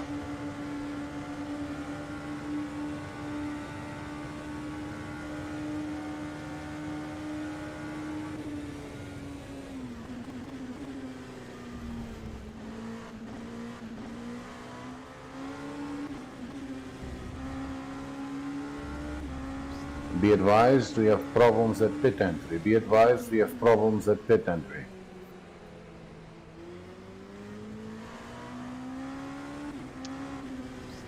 Pit entry is now clear. Car 11 is coming in slowly. That's Dennis, huh?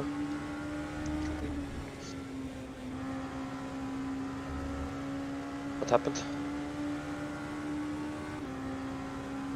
I will ask Lexa. It looks like he just stole the engine. Oh, he's running now, but it took really long for him.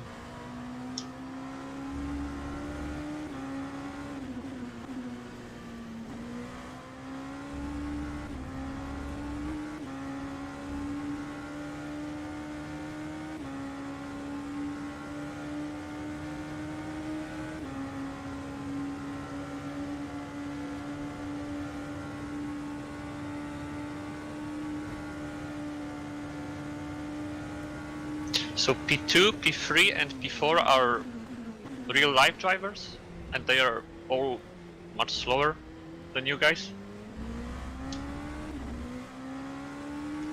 Yeah, but Casabon. Yeah, he's pretty quick. Like, it's okay. There's nothing we can do about it. He's not slowing us down or anything, so it's okay. Copy that. They crashed on pit entry. Who was the driver at? Was it Dennis Jordan? It doesn't sound like Dennis Jordan crashing at pit entry.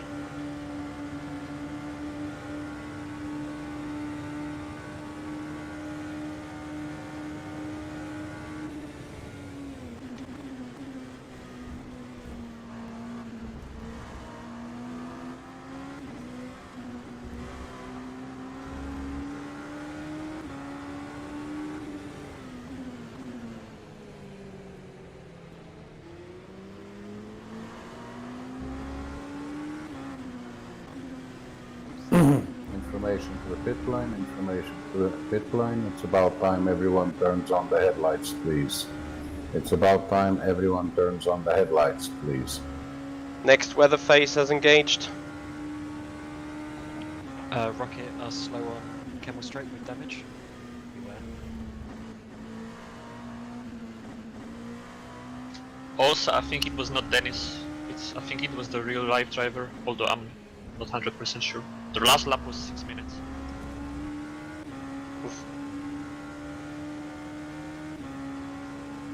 Okay, understood.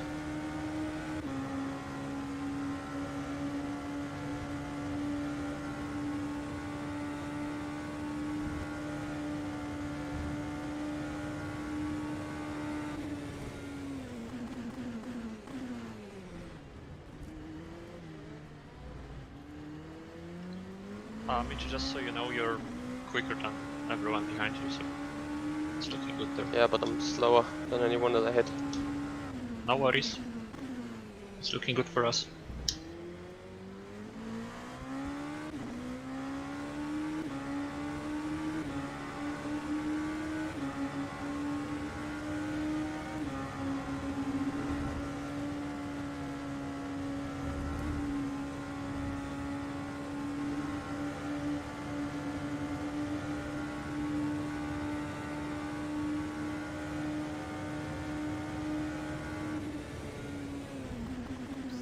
Slow car in sector 3, slow car in sector 3. And again, request to all teams to turn on the headlights. All teams to turn on the headlights. Slow car at T15, slow car at T15.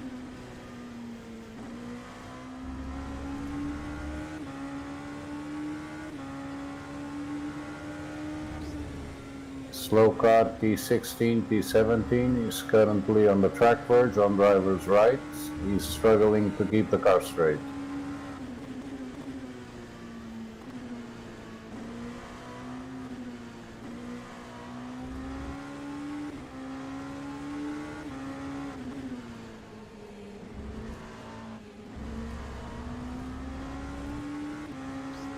Car 2 coming into the pits, slow, a little bit sideways, but he's off the track, he's in the pit entry road.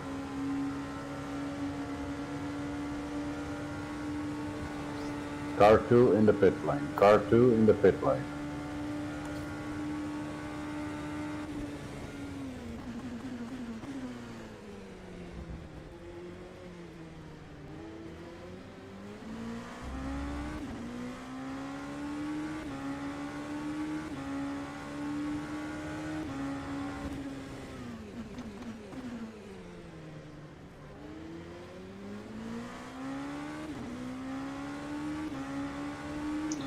Michi, are you controlling the fuel?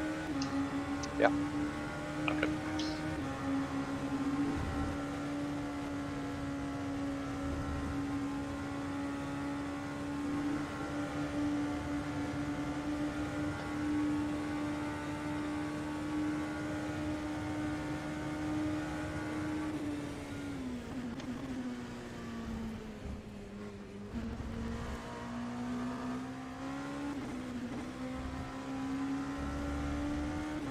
So Erhan has tripled the medium, I guess? No. Changed tires last time. Yeah, his pace is pretty good. But what happened to Chinchik and so on? Or is it just Yefigi using... Yeah, it's Ife, yeah. He's P2, but his lap times are not great. Yeah, everyone has changed driver. Erhan didn't.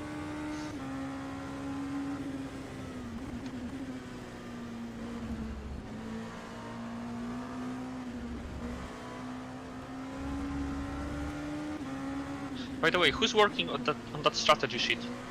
Cameron? Okay. Oh, for God's sake!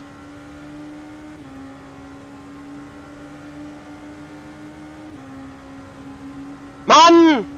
Every fucking time! Stuck behind some shitbox.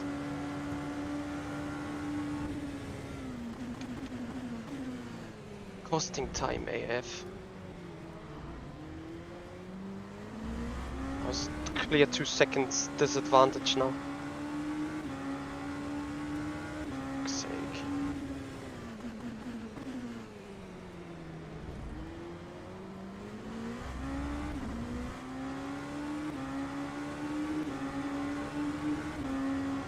Kann nicht wahr sein, ey.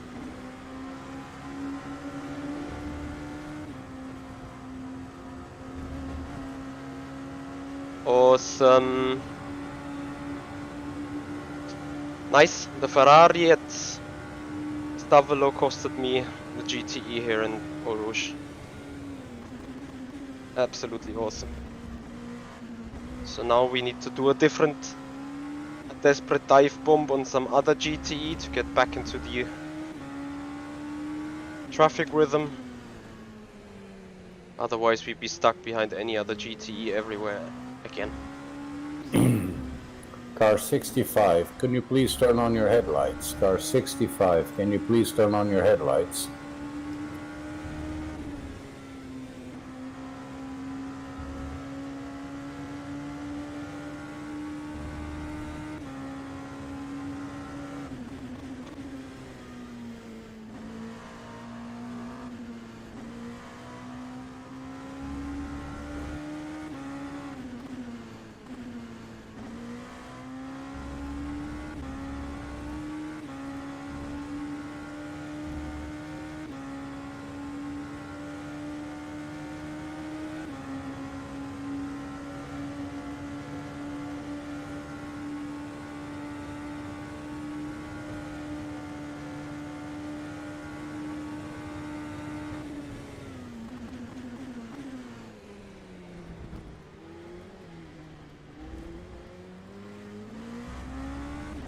Awesome, just gonna happen again. Safety car mix.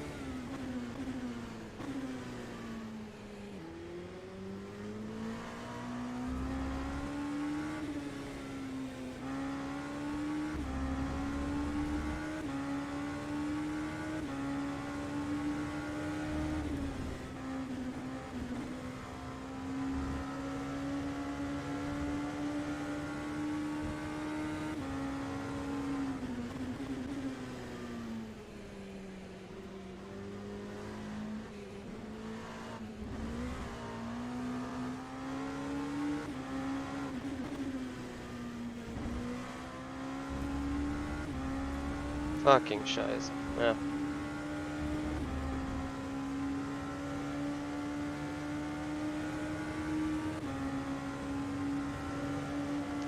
I need to do some coaching, need to get some coaching on how to deal with traffic and how to get the lottery positive for you.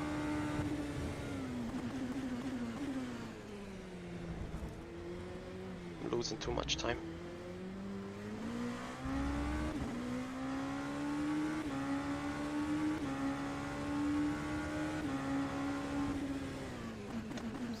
Car 966, 966, turn on your rear lights and your headlights, please. Interesting.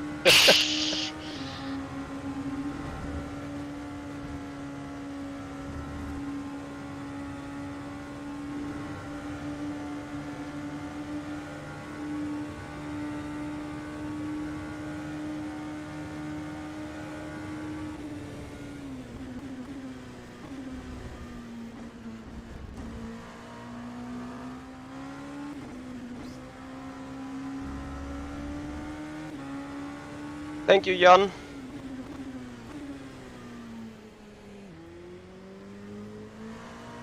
Yes, it's the teamwear for the event.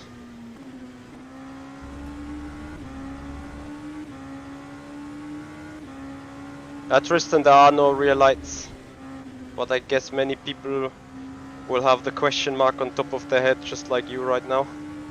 Okay, I need to make this GTE after. It's kinda chicken.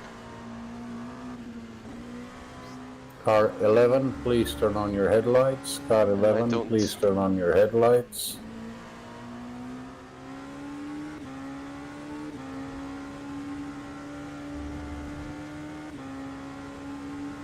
I don't know, I'm a second off Jesper and Pfeiffer. Or Pfeffer. I don't know whether it's just me having bad luck or whether I'm just slow.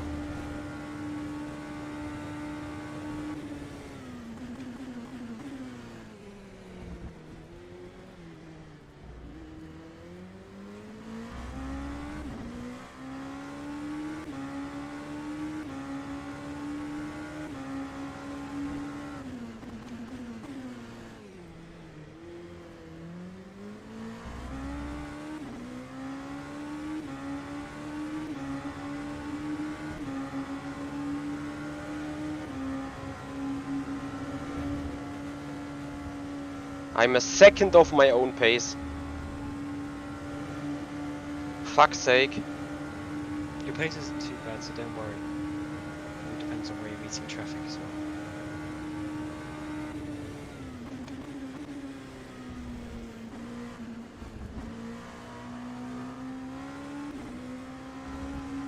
So guys, we'll shut down the chats in the next pit stop. Don't be surprised.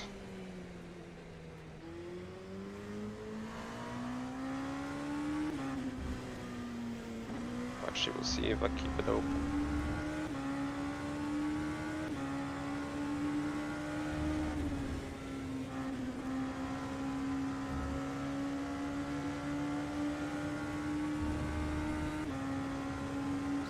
Car 88, you have no lights in the front and no lights in the back. Car 88, you have no lights in the front and no lights in the back.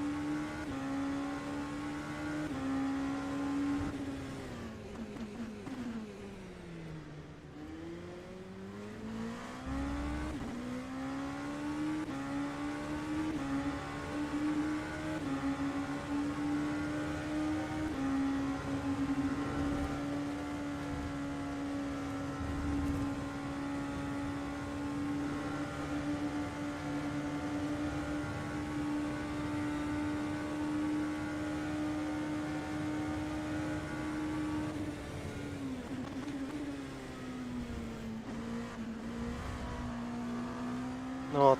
Car 51, please turn on your lights, front and back. Car 51, 51, please turn on your lights, front and back.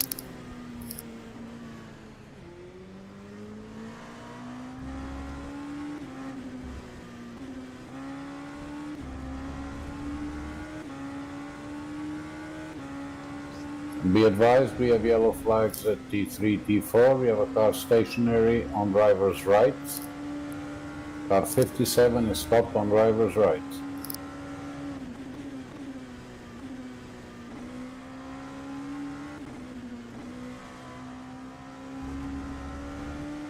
Michi, just so you know, the guys who's P6, the Panis Racing, he just killed one of the GTs, so he will get a pen. Is that the guy that killed that Porsche on Radillo? Probably, yes. Okay.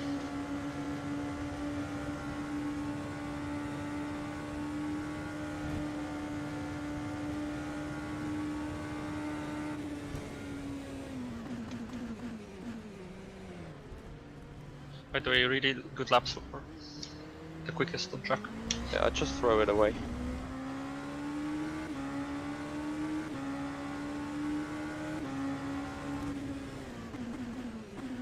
How much time did I lose in S3 compared to others?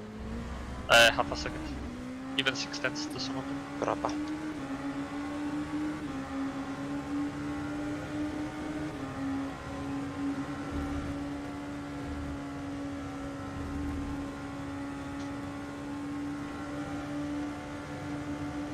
Well, the lap time was still good. Blue flag, car 56. Blue flag, car 56. I'd appreciate the radio silence for race control.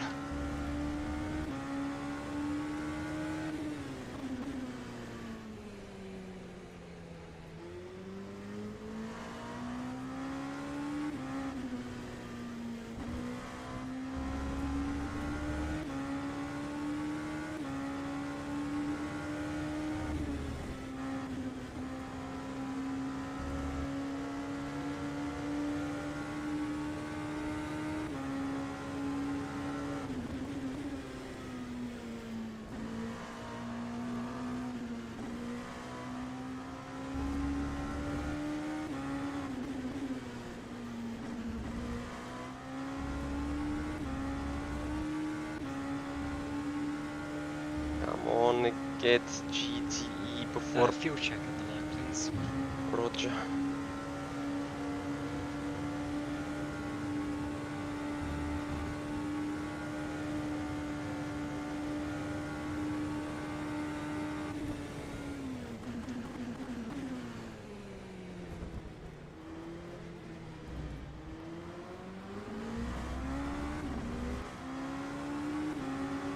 $24.3.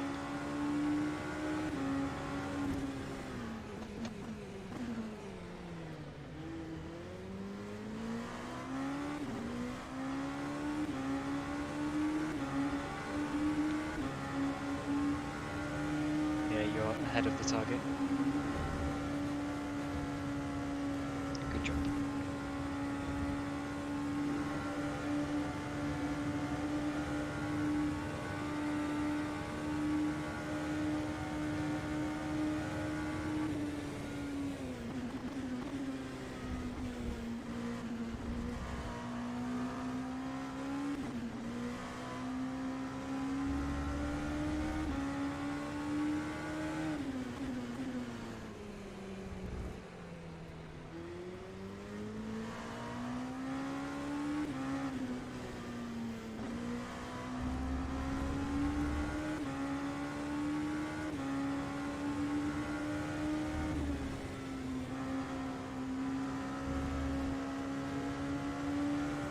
Michi, last lap, you were the quickest. You are the only one in 0-0s.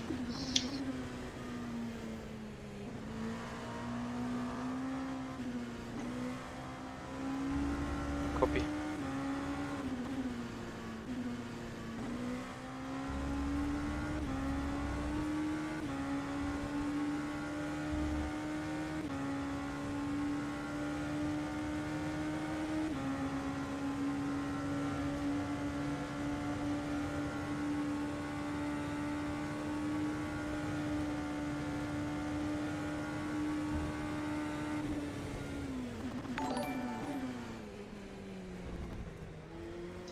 and you are guys all really gaining time on guys in P2 and P3. At the moment we're losing to P2, we have 20 seconds, but it's getting smaller and smaller. Antoine Morlet, thank you very much for your follow. Much appreciating your support. Welcome to the 6 Hours of Spa on the Le Mans Virtual Series. Currently P8 in the first stint for us. Pro driver Ben Viscal has done an amazing job keeping the car straight, no damage whatsoever. And yeah, we're net P8, which is great. Just started in 7th. And now finally got a little bit into the racing rhythm.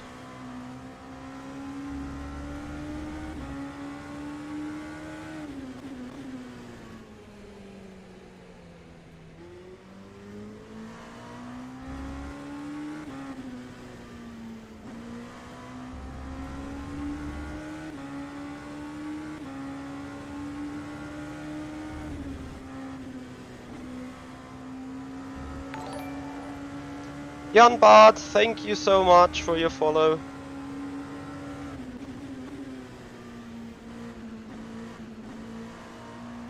Should have done that earlier already. Good to see it works.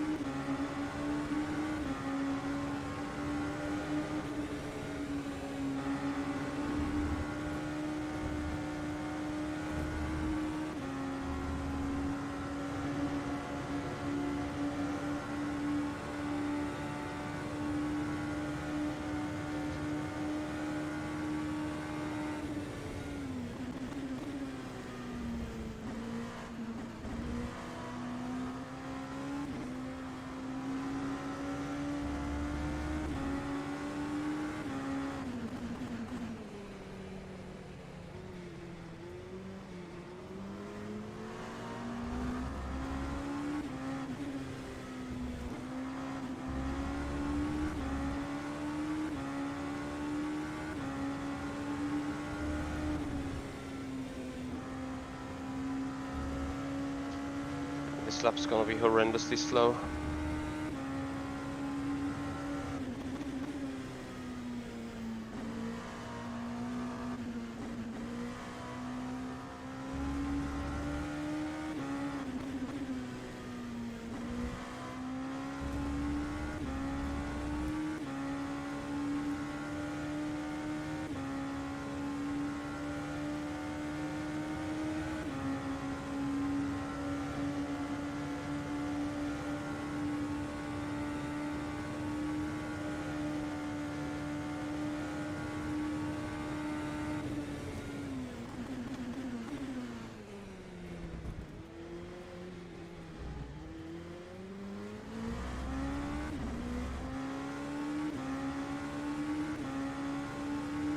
Why, Andre? What are you referring at? Come on. Have you got fuel for 3 laps including this one? 2.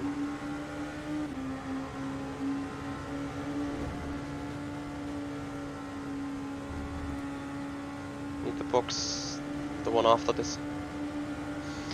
Copy. Some issue? No, it's just I should be close to having an extra.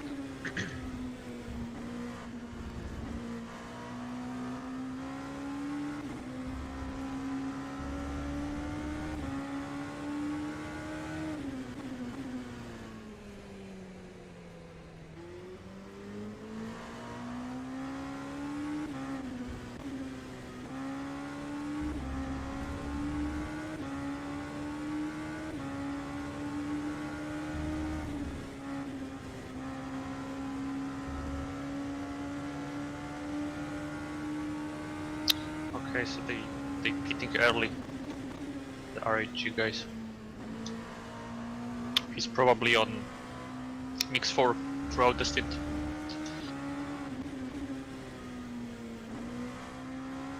Let's see if 2 laps is enough for us to get by.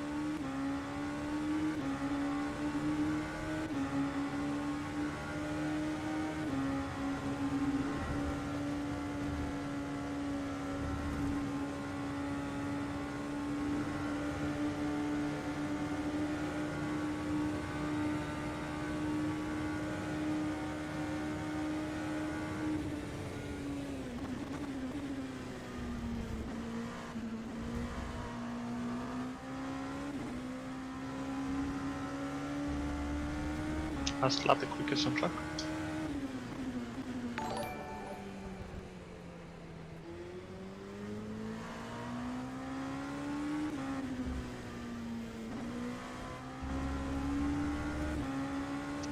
Exmoth, thank you very much for the follow. Much appreciating your time.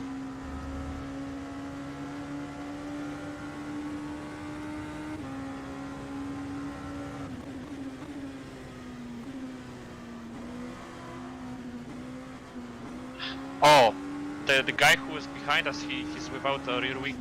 Car 77 black and white flag for the muscled overtake on car 66 at T1 on lap 37. Car 77 black and white flag for a muscled overtake of car 66 at T1. So you box this up, yeah? Yeah. Tire 71, 74.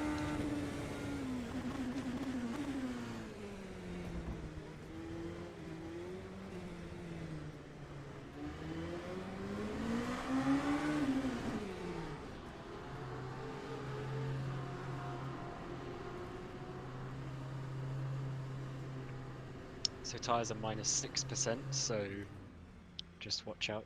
They're a little bit more worn.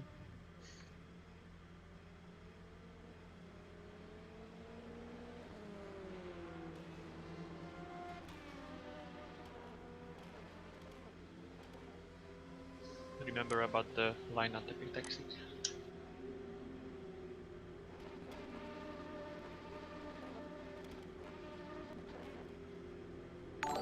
Copy. Oof.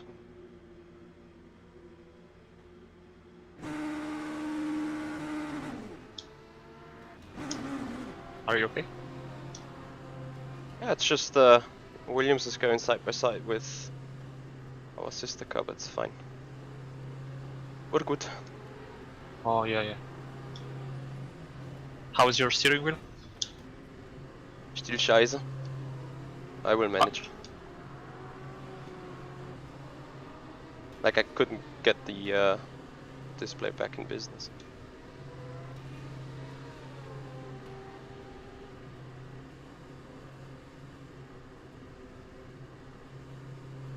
EVE must have changed tires or something. They lost a shit ton of time in the pits.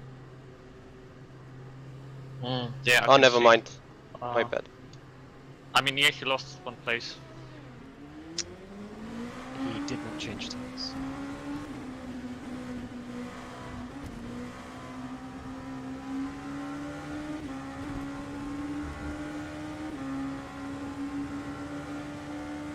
So we got 2 or 3 seconds of Casabon, but yeah.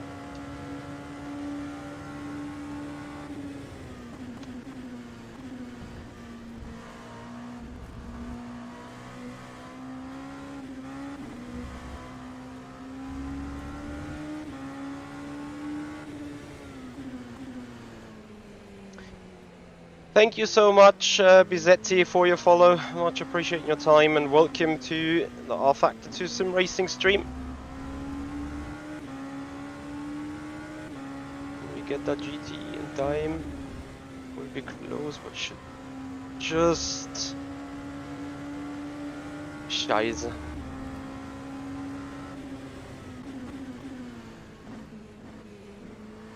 And now the tires aren't in shape anymore to do it.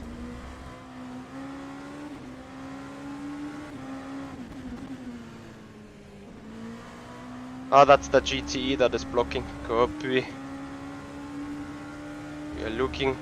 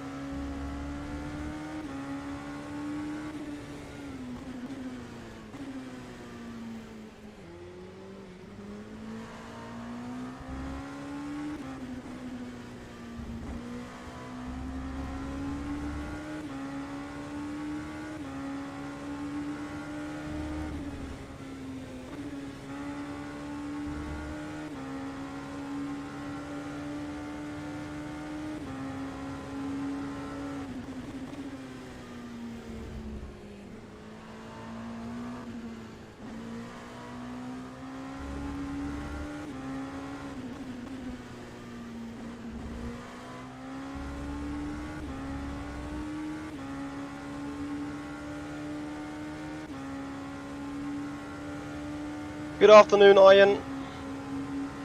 Thanks for your time.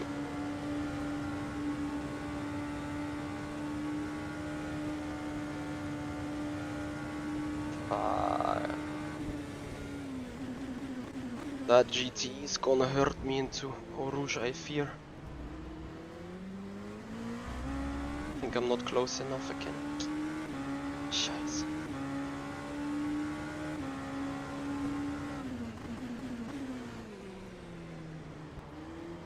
No, we're not.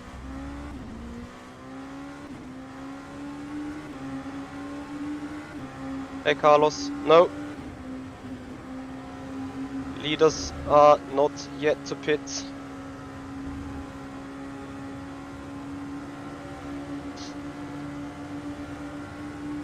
We are net P8, but we're catching P3 and 4.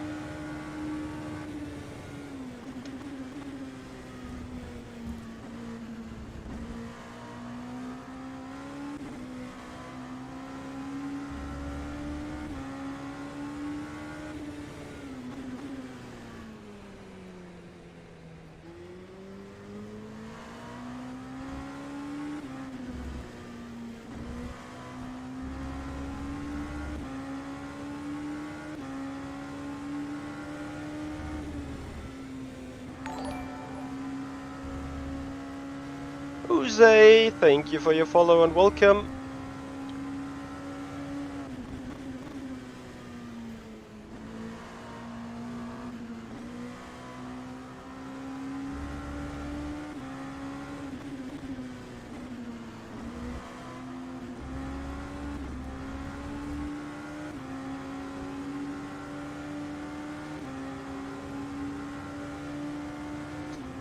Yeah, fixed aero packages.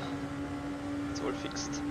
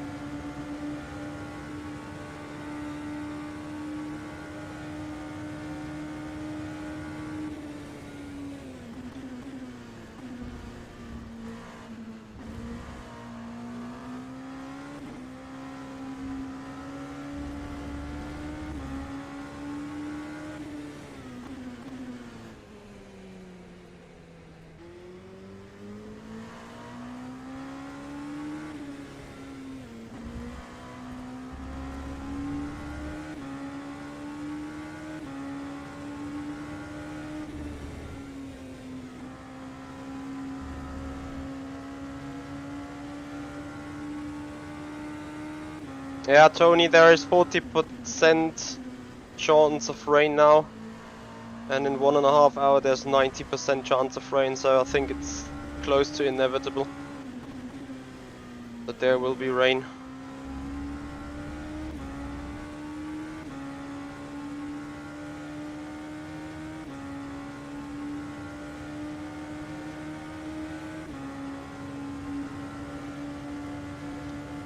Jesus, there is a train of 4 LMPs ahead. Let's see if we can join them.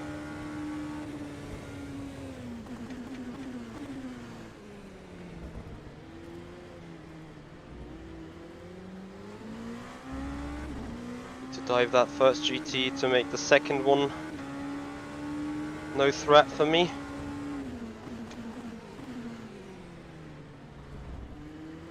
When going into Eau Rouge. Awesome. That worked well.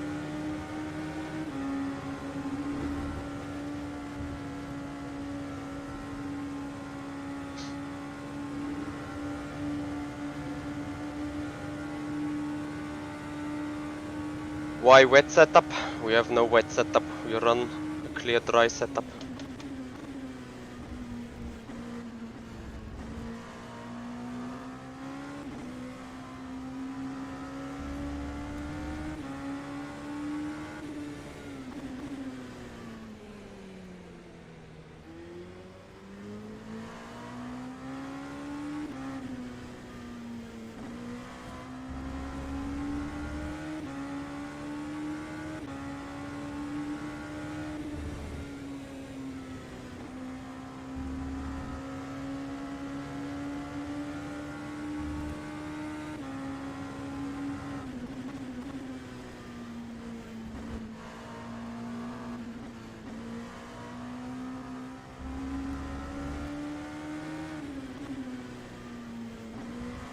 Yeah, but car number 10 is further at the back, so it doesn't hit us. Deletras with a cut.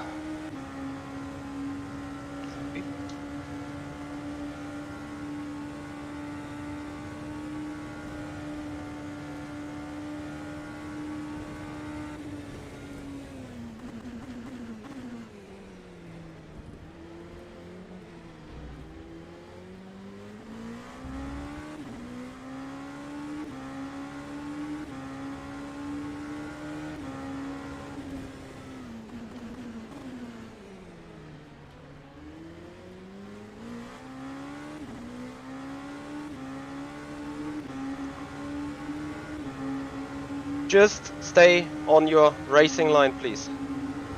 I will find my way around it. Ooh. Dead car in Eau Rouge.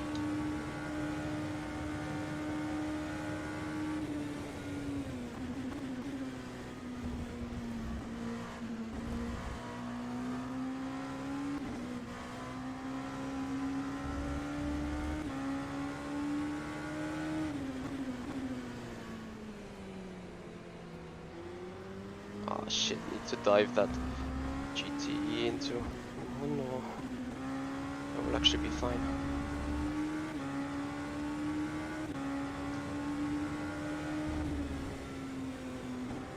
Yeah, it's one of the Williamses. The one with Brilliac. Yeah, already dead car.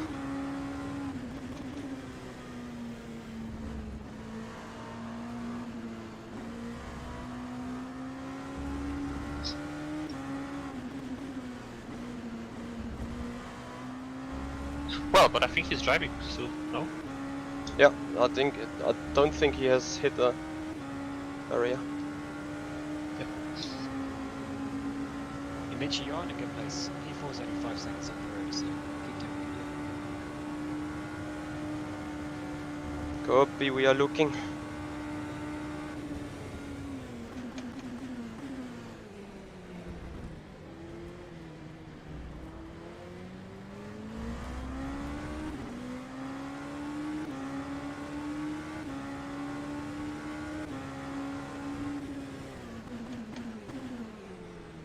Oh, why?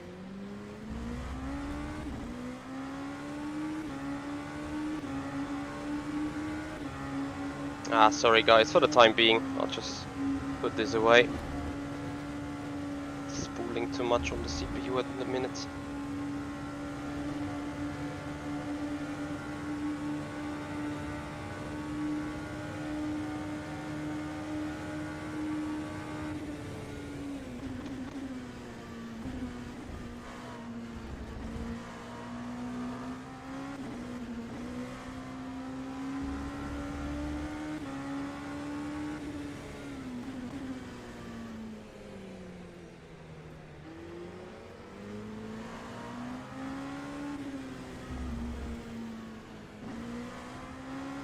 Are you really that slow and no name?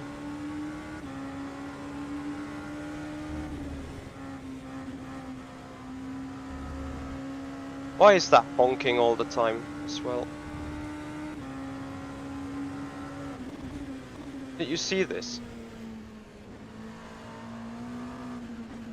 What? Well, that GT did go slower through no name as it had to, I think.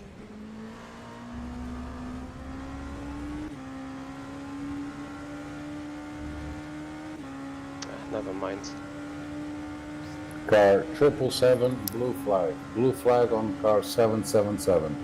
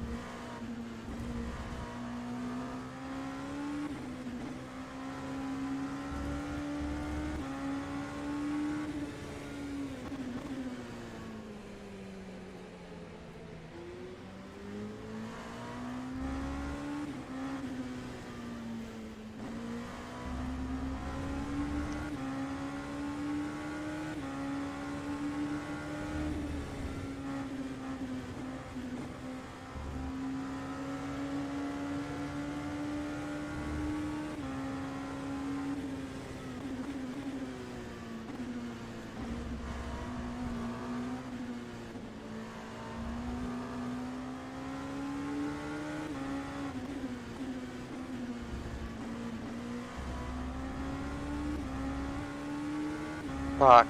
Scheiße.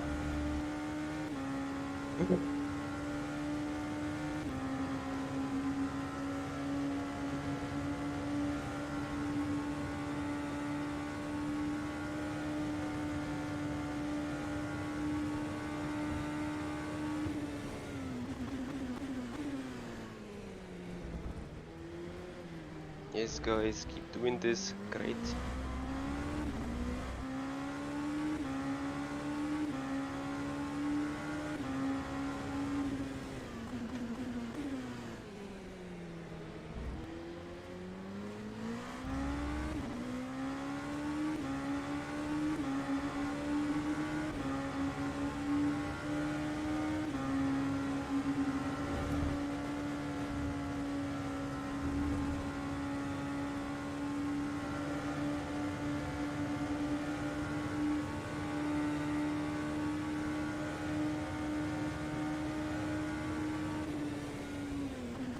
Sky got darker.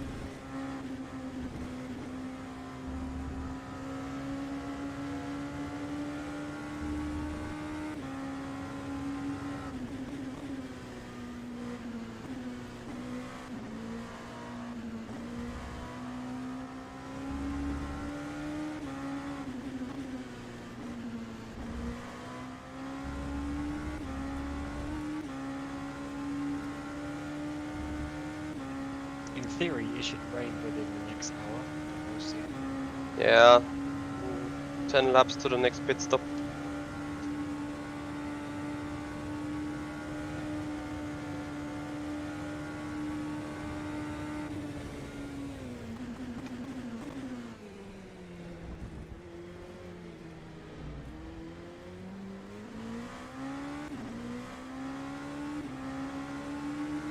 Yeah, do that, Lexa. Try to get him completely off, but I think the mod settings doesn't allow. Just try what you can.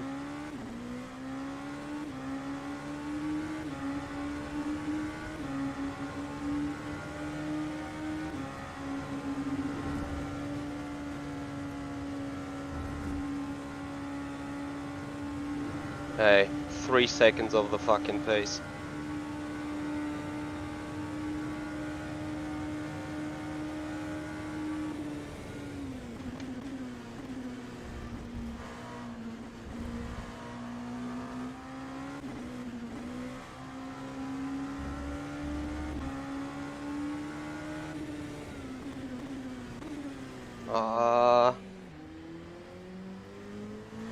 Stop it.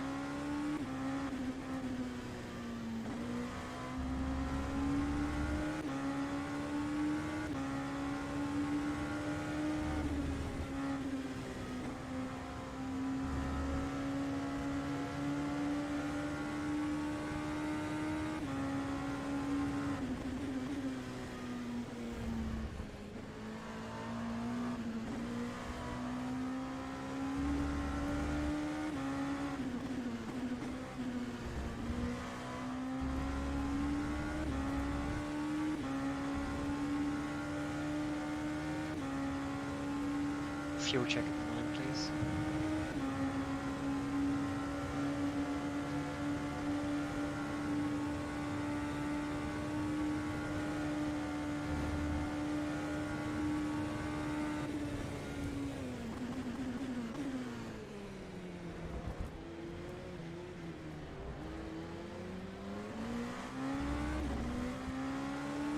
$36.4.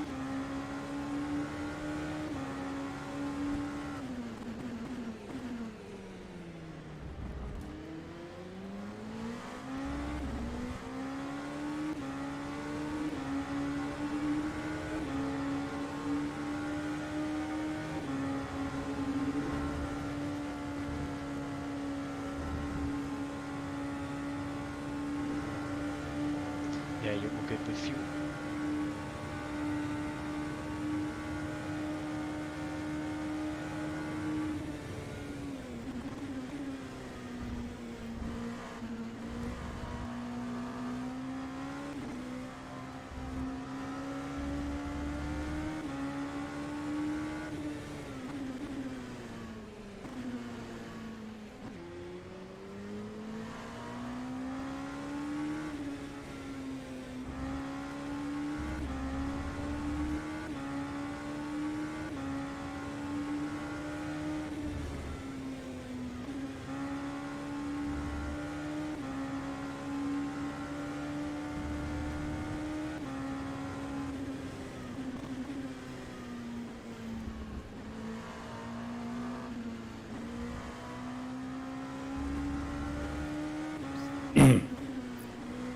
Triple 7, can you please let 86 by? Otherwise, I'll give you a pit lane penalty. Blue flag on car 777.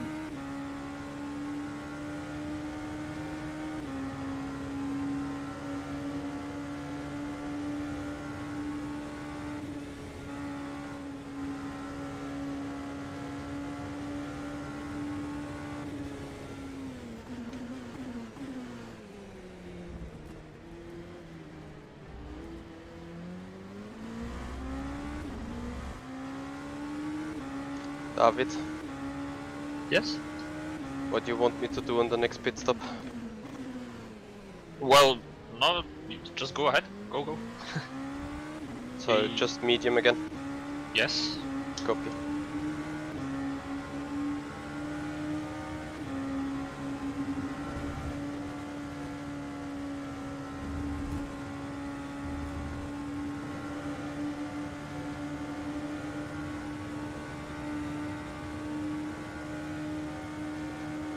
I mean, we can gamble with softs, because we are expecting rain soon, right? So I don't think you will be able to do full 2 stints, but I mean, you never know. So the safe option is mediums.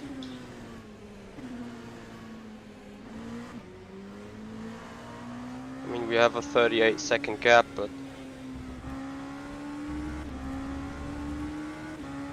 Yeah, but we are still pretty much fighting with guys. yeah, exactly.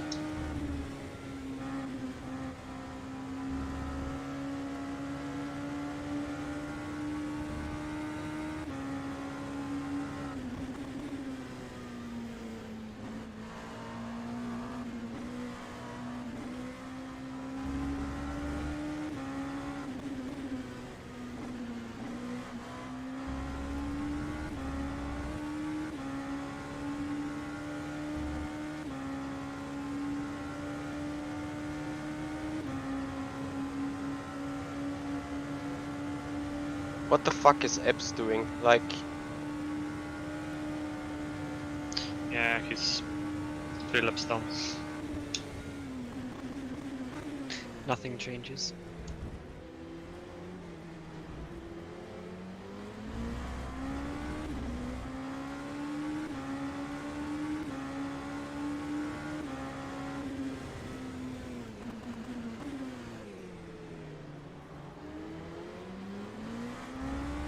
can't believe it will now run into both GTEs before Rouge.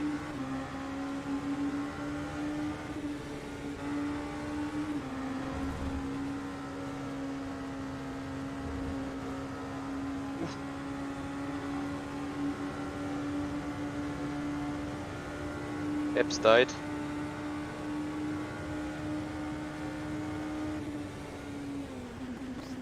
Information to the pit lane, information to the pit lane. 10 seconds added to the next pit stop of car 22 for his driving standards and consistent blocking.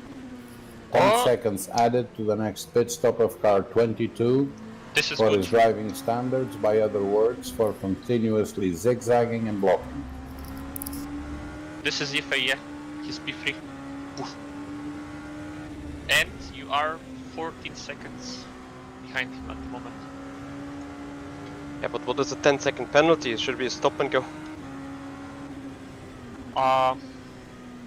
Yeah, but they will be able to serve it because they've changed it in the mod settings. now you can serve stop go during pit stop. So I need to close the fucking gap.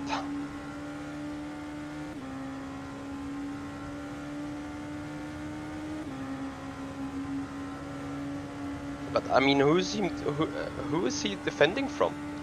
I have no clue because yeah, he's like 8 seconds behind P2 and 7 seconds to Jesper. I don't know.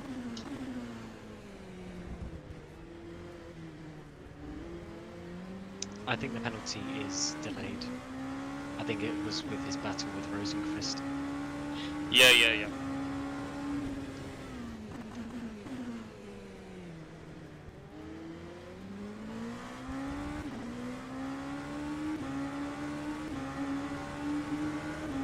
So I'm trying to get closer to Delatros and try jumping them in the pits. Any idea when they stop? I think Like- last time they... Oh, actually, you know what? It's actually they are. I think they... Kuba was saving. Do you remember? They were pitting after us. That's perfect. What happened there at the front? Why? Hazabon got by Pedersen. Oh yeah. Actually, I don't know.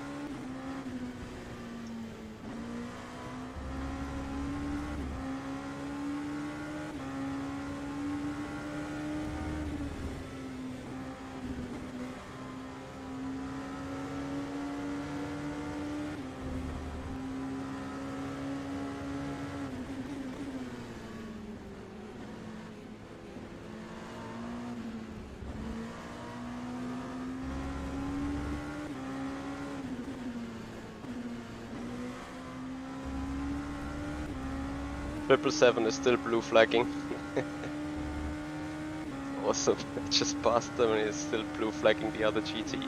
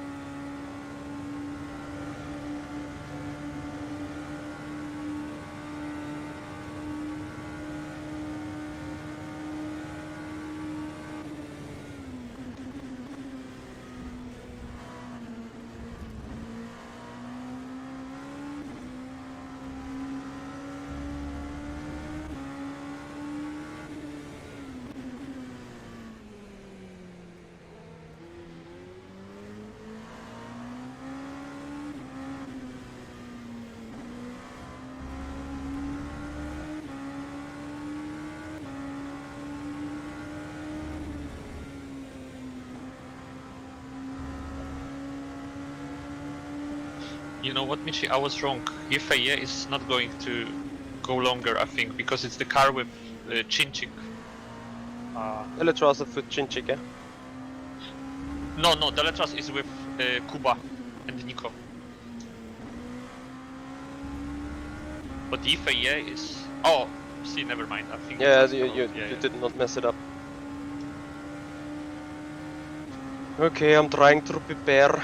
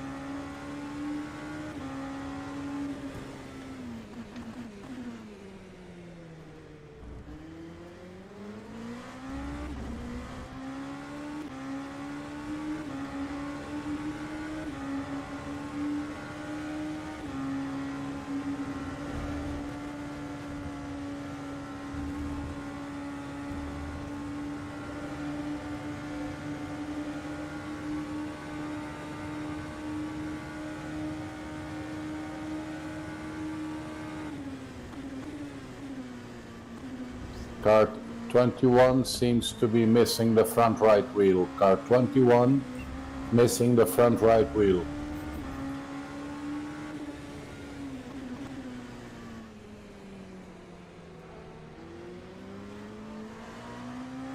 So they got no brakes. Car 21 at T15 without the front right wheel. Car 21 entering T16 without the front right wheel.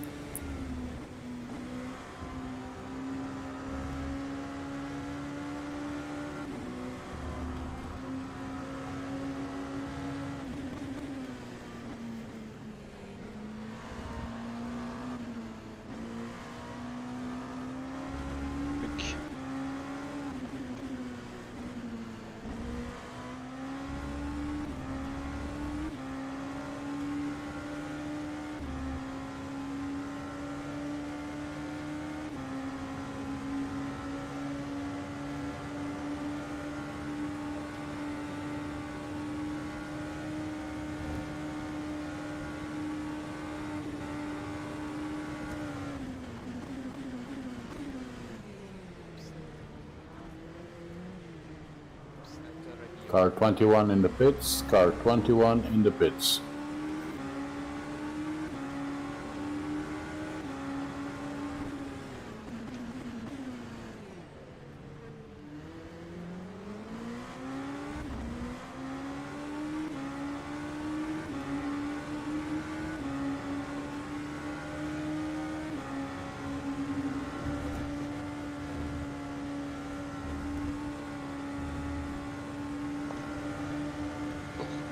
Yeah, Nicolini, scan die Flick. Scheiße. Too far back.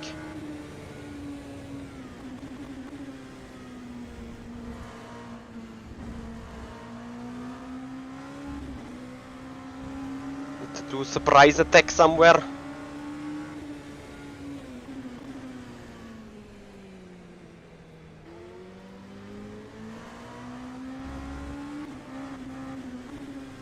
So we keep the pressure high.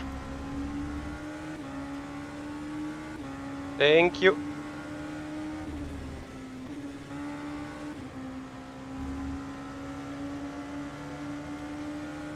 Could have just gone for a move around the outside here into Fungness.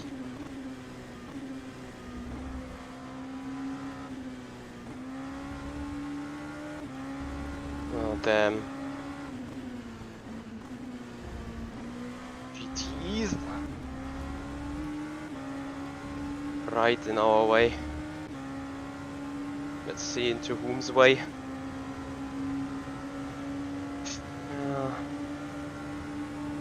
Actually into his. Can't believe it.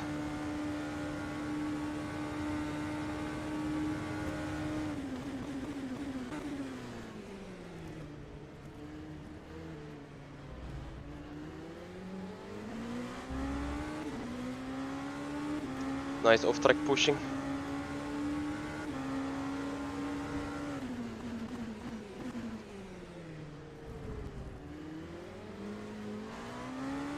Oh, I'm stuck. Bit easy.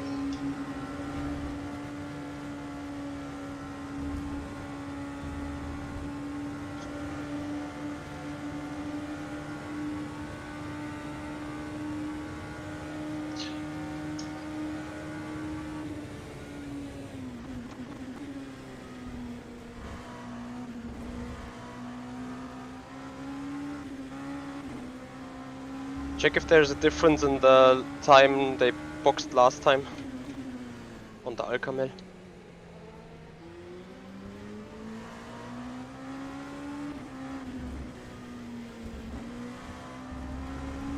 Team manager car 11, can we have your driver turn on the front and the rear lights, please? Team manager car 11, your lights are turned off.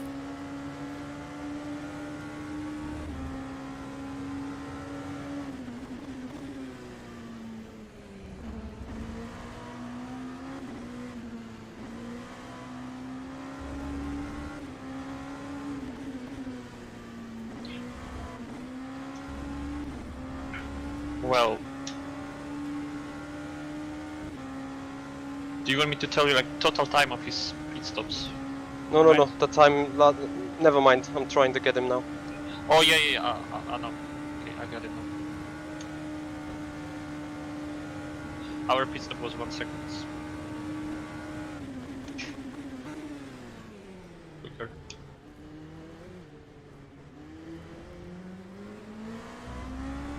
I wanted to know how long their last pit stop was ago and how long ours was ago. Oh, okay, yeah. It was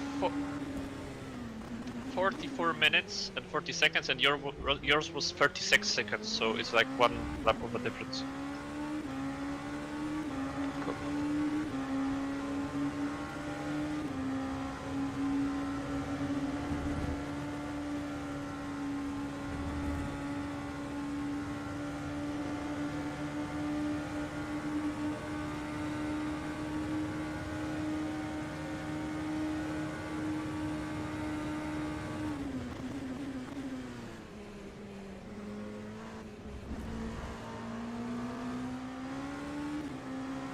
Overtaken the letras and the checkbox behind it.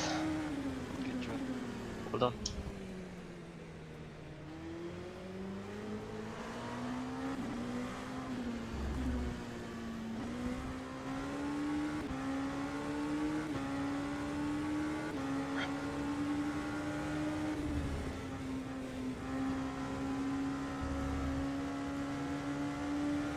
Yeah, the GT, oh my god. Like, I properly shut my pants when I see smoke.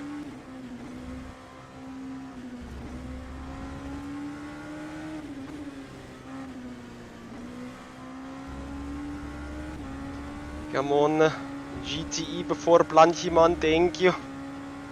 You have fuel for 1 more, right? Nope. I'll box this then.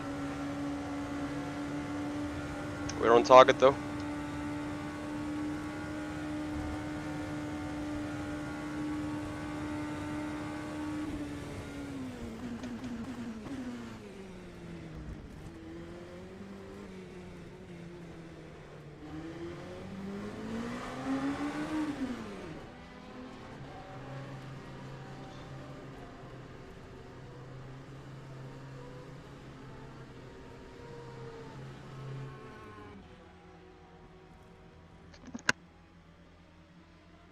Information to the pit lane, information to the pit lane. Car 5 has 15 seconds added to the next pit stop for an unsafe release on the last pit stop.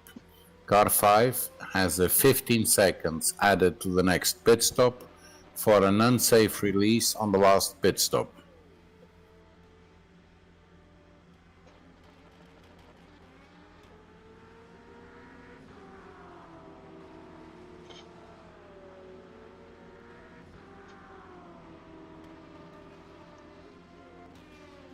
Yeah, so RAG's swapped to their pro driver, like real life driver. Iken, thank you for your follow. Much appreciating your time.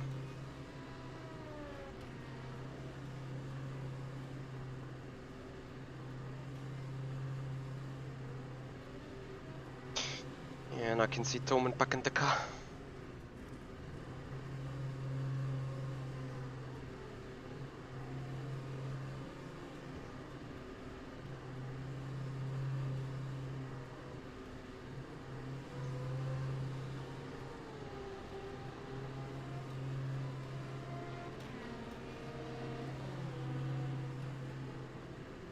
Remember about the line and the exit?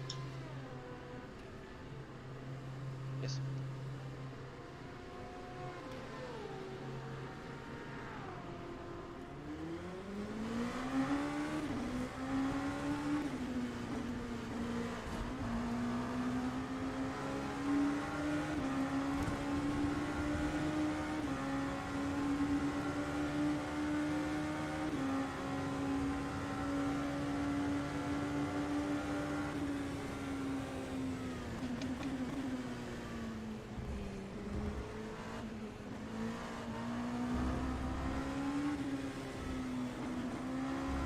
So we found 3 seconds to Stevens, yes? Yes. Awesome.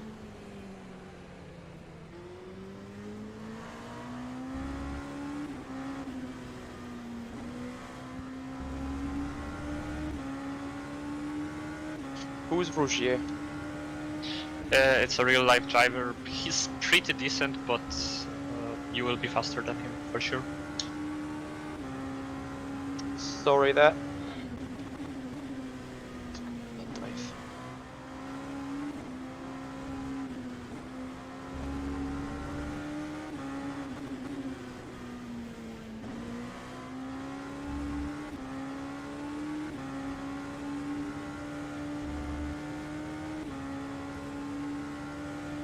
So guys, if you appreciate the stream, if you appreciate the 6 hours of Spa and the Le Mans Virtual Series, please show your dedication, give us the extra fan boost, and follow up on Twitch, subscribe to the YouTube channel.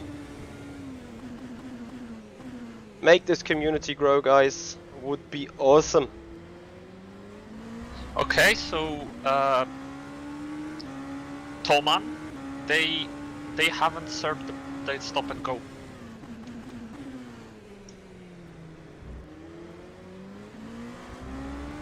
I guess this is good news. Yes.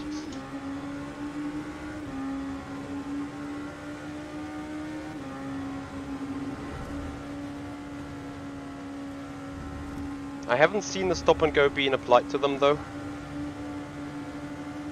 But someone should protest it just to make sure.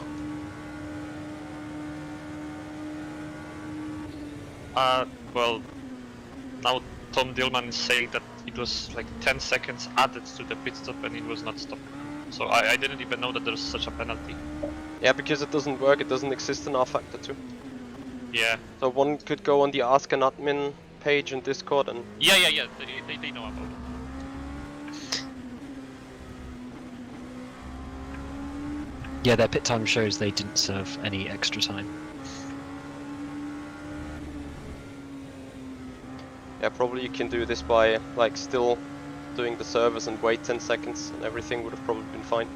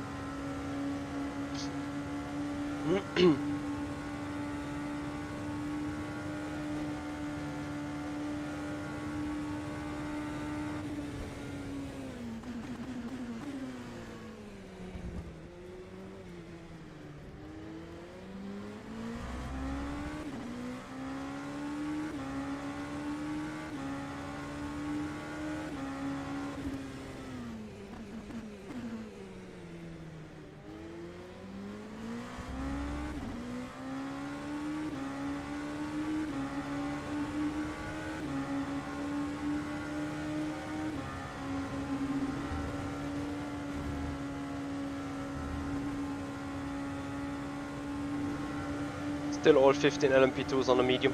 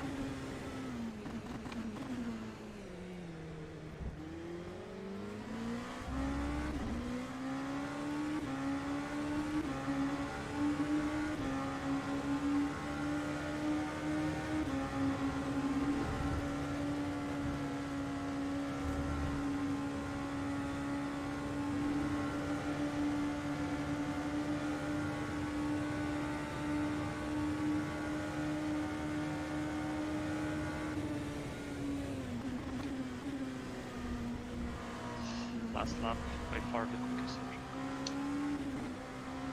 Well, only Wisniewski was only a bit slower, but apart from that, much quicker.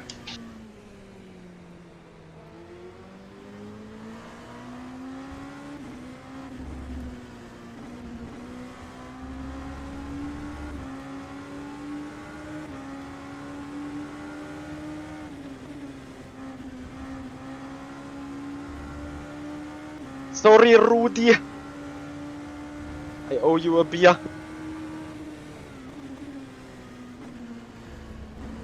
But I had to do it.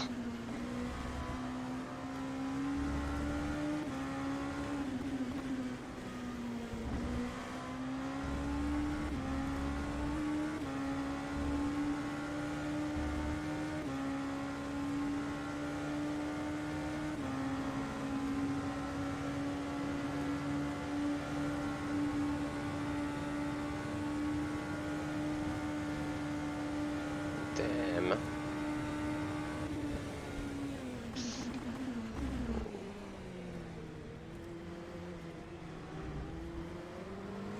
I was a bit late on the brakes, sorry.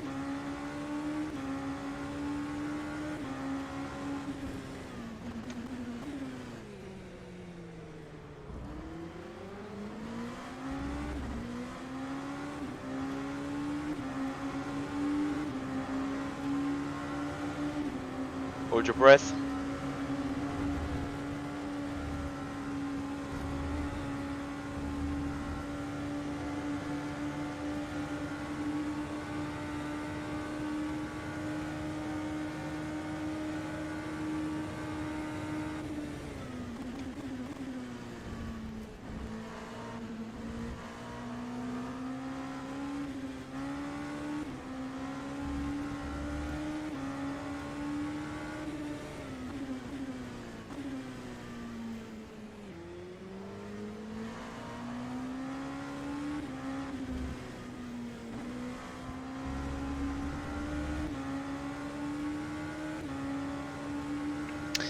Good job. If you can catch the car's head, you're basically fighting for the podium still, so this is good.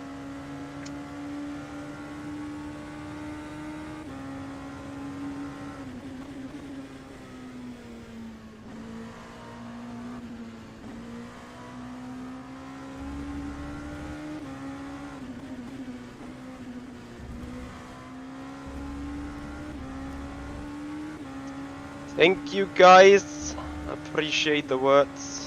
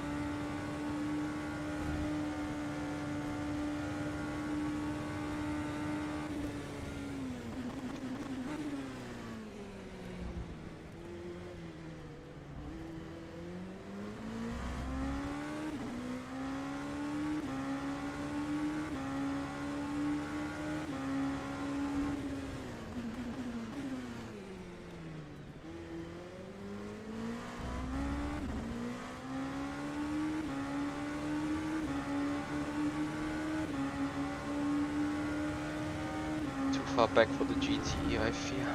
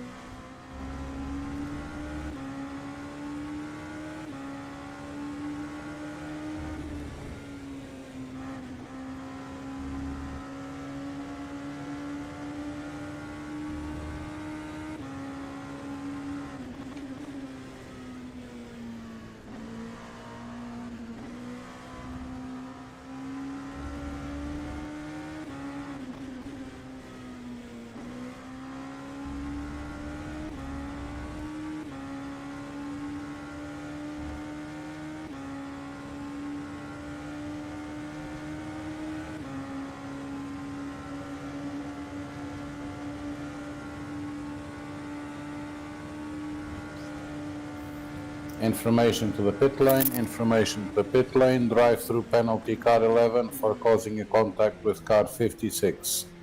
Drive-through penalty car 11 for causing a collision with car 56. It's Red Bull. F.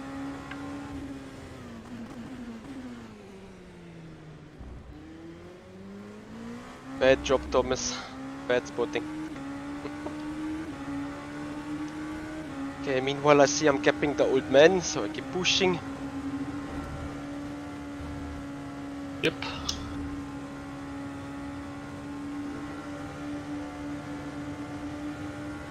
You're faster than all the cars ahead last lap. Keep going.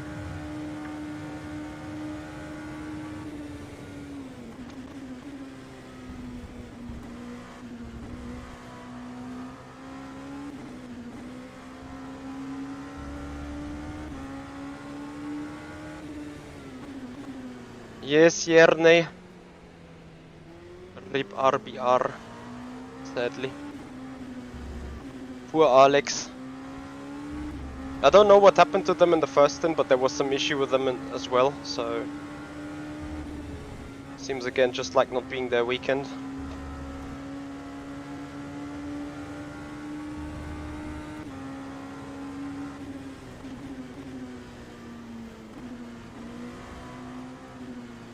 Nearly went for an heroic move on this GTE.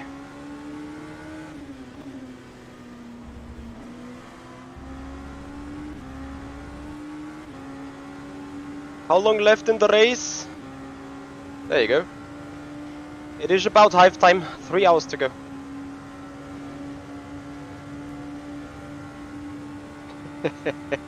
Nicolini with a theoretical, hypothetical question. Awesome.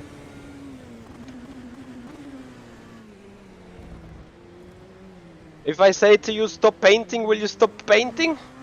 If I tell to you stop trolling, will you stop trolling? No, you won't. Just Mitchy things, right?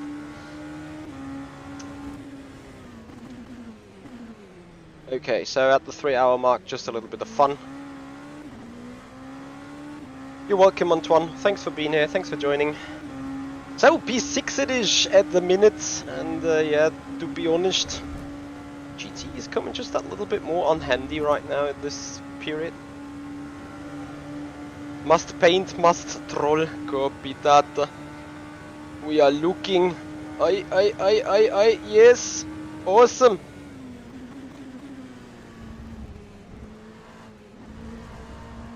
What a dive.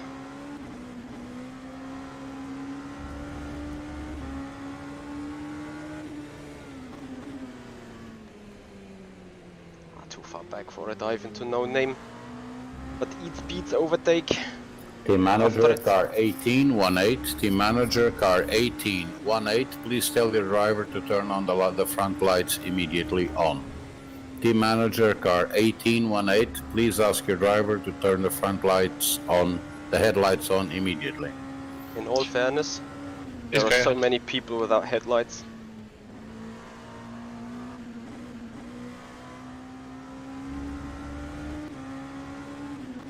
But once you give him a checklist with things on rFactor 2 that exist and that doesn't exist, such like non-switched head and rear lights. Yeah, he's changed what he said now.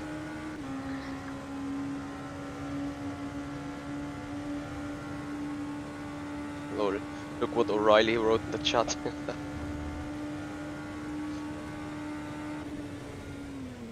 Yeah. Copy, David, we're looking.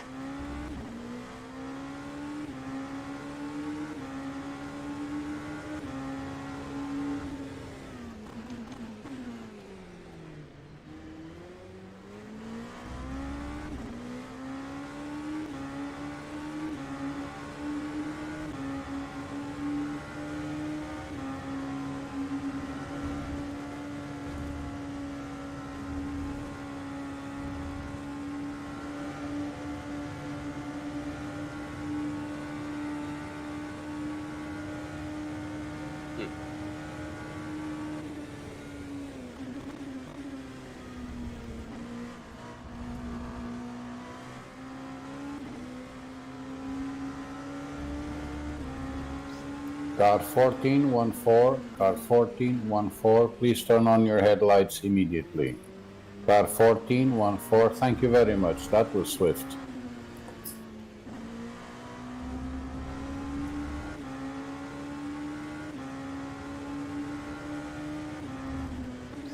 Car 1818, I'm still waiting for you to turn on your headlights, please.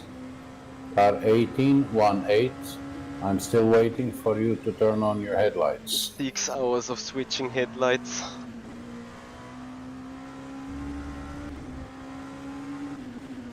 That said, I think we got lucky with a 40% RNG.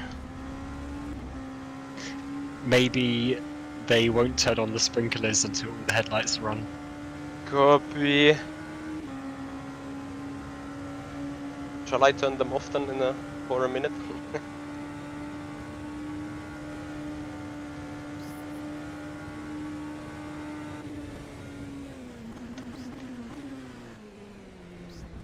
Information to the pit lane, information to the pit lane, 111, 101, 111, black and white flag for a contact with car 51. Car 111, black and white flag for a contact with car 51.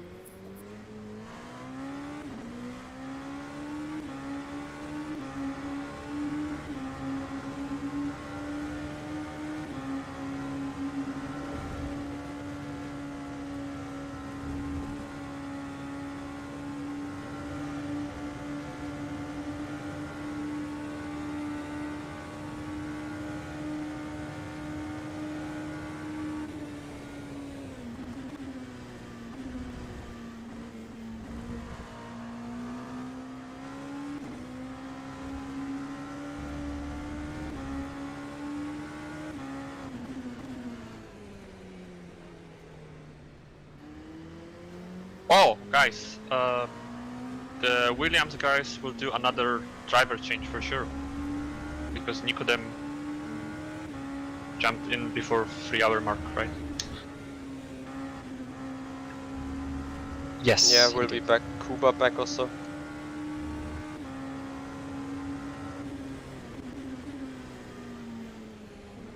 What are you doing? Missing eye boxes.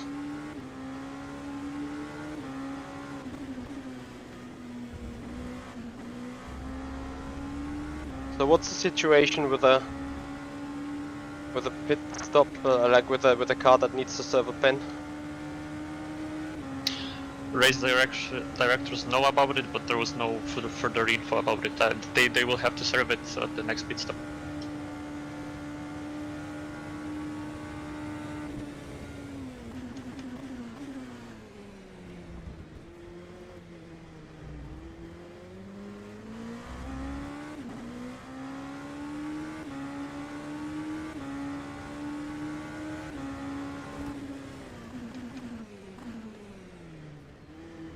Ah, the Gandhi flick into turn 1. Awesome.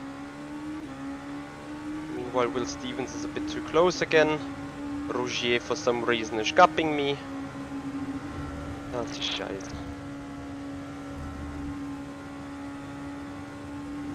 That's because I'm lapping Krappa.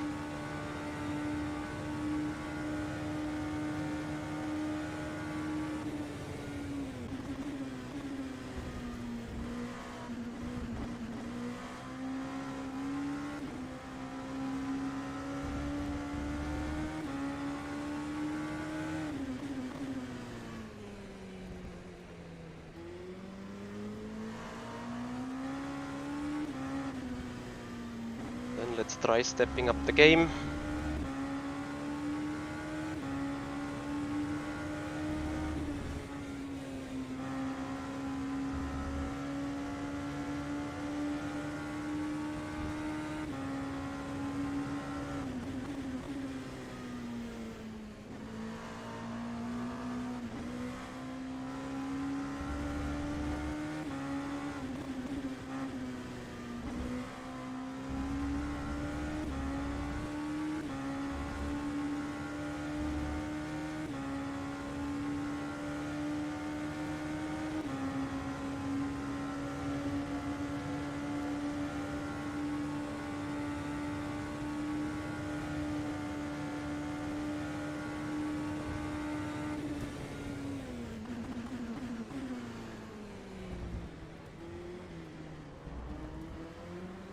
To get that GT, come on.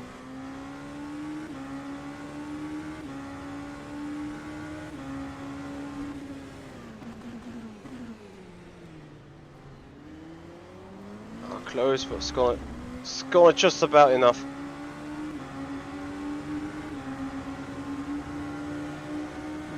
Perfect.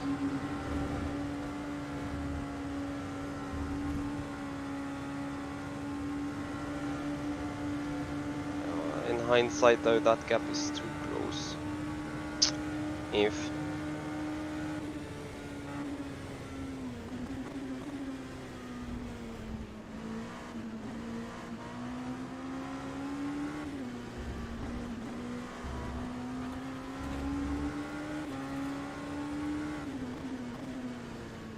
what's happening here?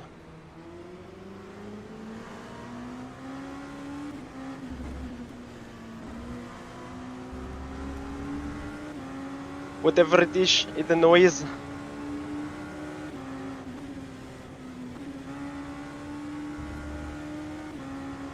There's your full second gone.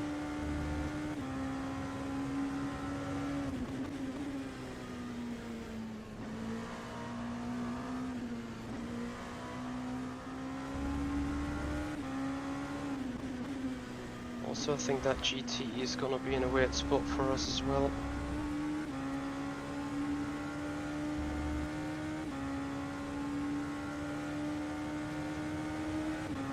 Fuel check at the line, please. Roger that.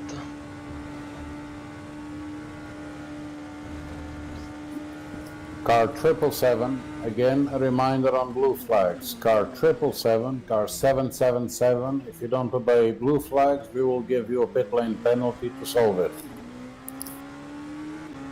24.4. Car 77, you have no lights in the front or on the back. Car 77 must thank you for the headlights. And now obey the blue flags.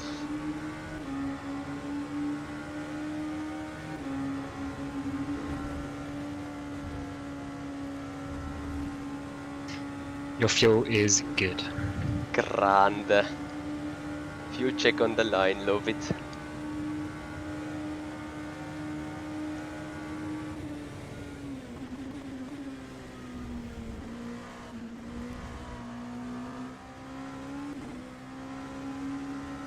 It's weird, I feel like my pace is not awful at the minute, but I don't come close anymore.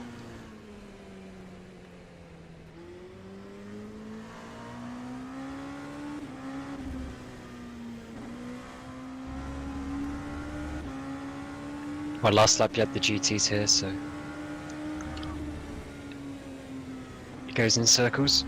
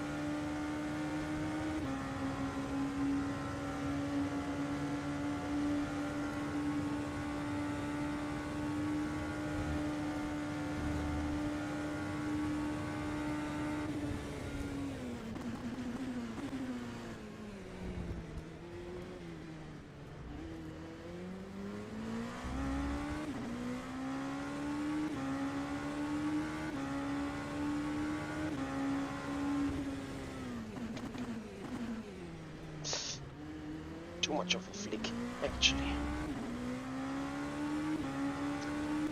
Awesome, so I kept nearly a second. Grande! So guys, after our duty, please stay with us. There's chance for us getting back in the car, and beyond that, of course, we're gonna do the watch party for the official live stream. So I guess you guys will still enjoy the sim racing action right here, right now on Michihoya Sim Racing. If you appreciate the content, please make sure you leave a like on the video on YouTube, you subscribe to the YouTube channel and follow up on Twitch. And come back for more rFactor 2 Sim Racing. That would be grande support of you boys.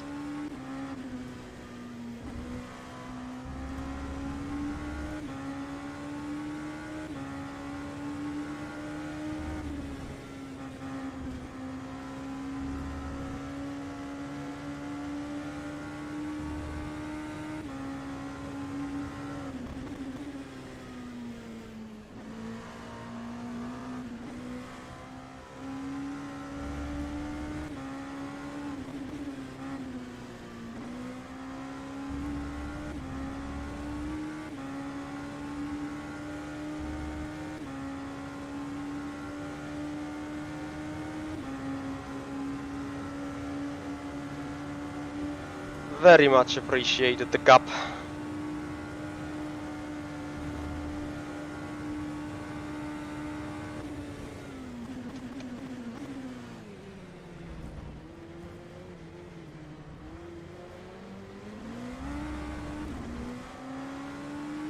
Oh, 4-lap undercut. Let's go.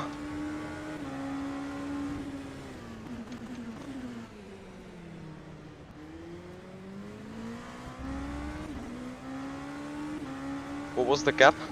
Was it 3 seconds something? Yes. Yeah.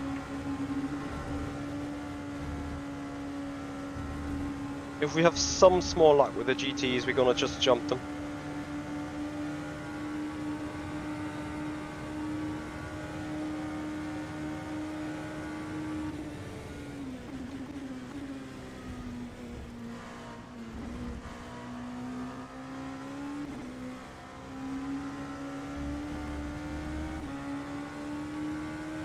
Stop and go penalty for Toman. F. Well, but they will be able to serve it like normally during the pit stop because they've changed it. Well, at the moment you Still have guess 9 what the seconds. gap is here. Yeah, 9 seconds.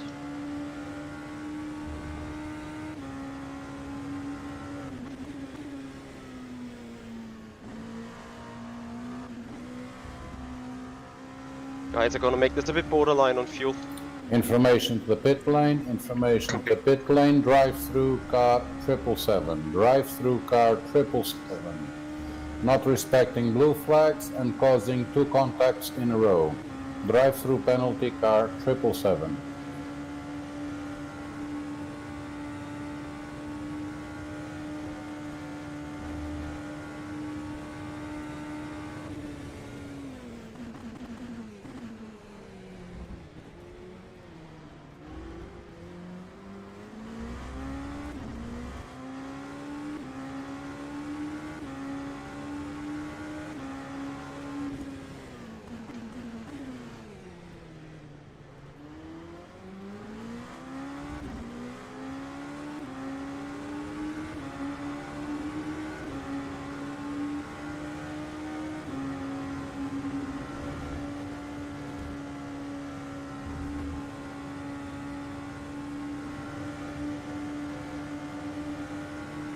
Steven's in as well. Hey, Casabon is back in the car.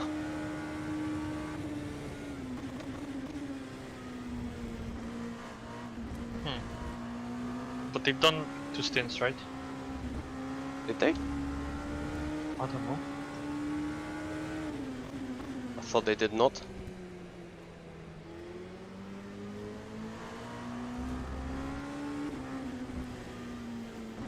I think it was Capet, then a double stint Casabon, and then a single stint the other guy now, Roger.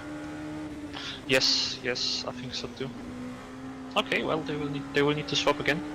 Check their stop time, whether they just swap drivers or also tires.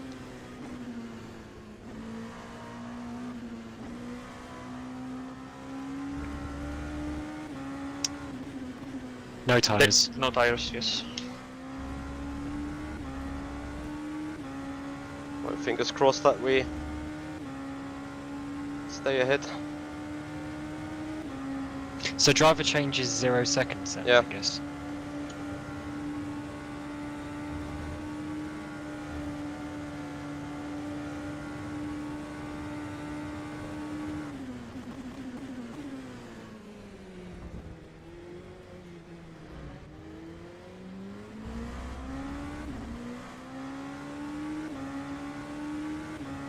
Oman in the pits.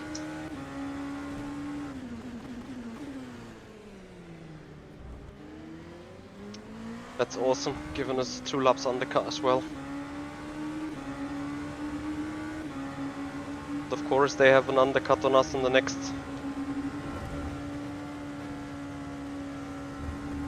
occasion.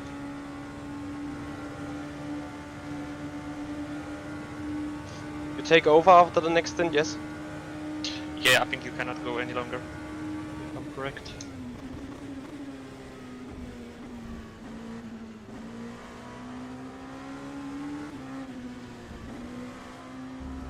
I could, but I don't think I could do a full stint before hitting the 3 hours. Yeah, that's what I mean.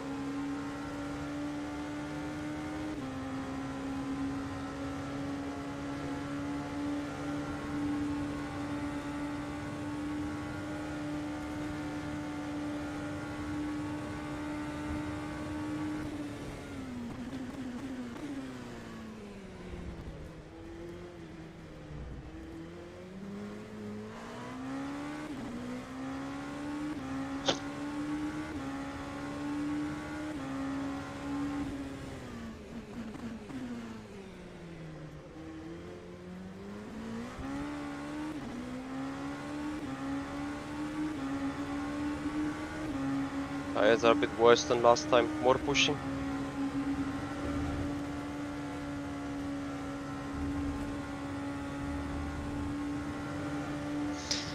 Termin served is 10 seconds. Copy.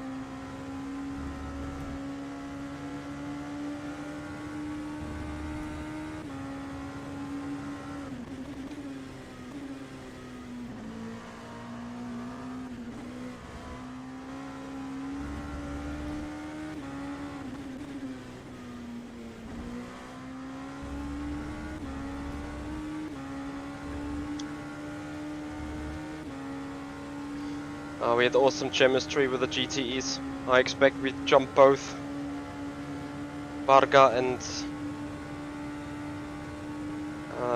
Casabon. Clipper Prey.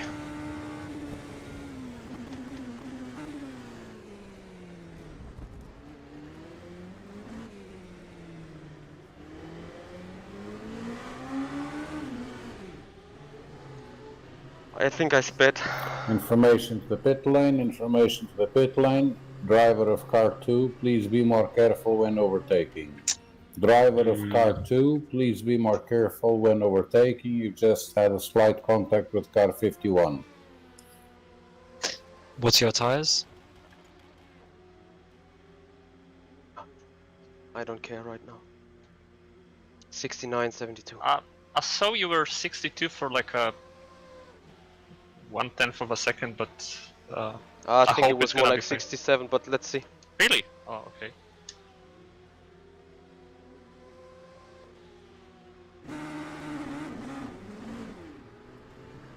Yeah, somehow the brakes suddenly faded, but I don't know. Let's see.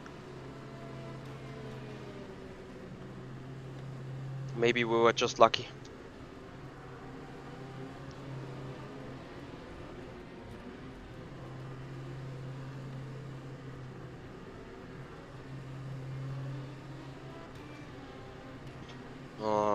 The drive of shame going down pit road. Yeah, I watched it back. I'm not sure. I don't think it's good. Huh? What did you say? I'm not sure it's good. I'm not either. I don't think it is. Pepper Prey.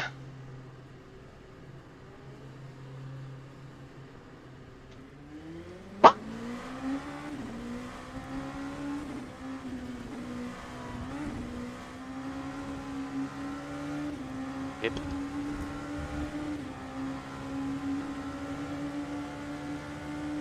What level is it? Yeah, drive through, but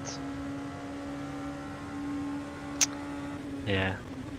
you mean I should have sped harder to get drive through stop go?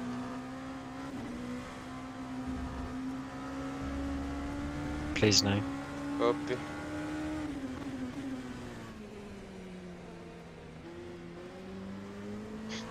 So what's the situation? Can we need to sit with that off straight away, or can we wait?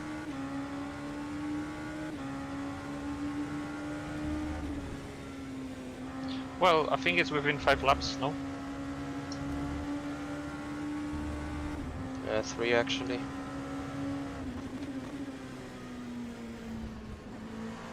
I killed my entire drive.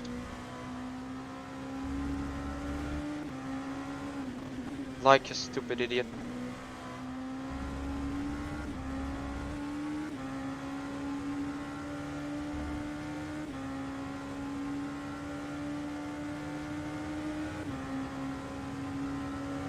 Ja, P8 edition.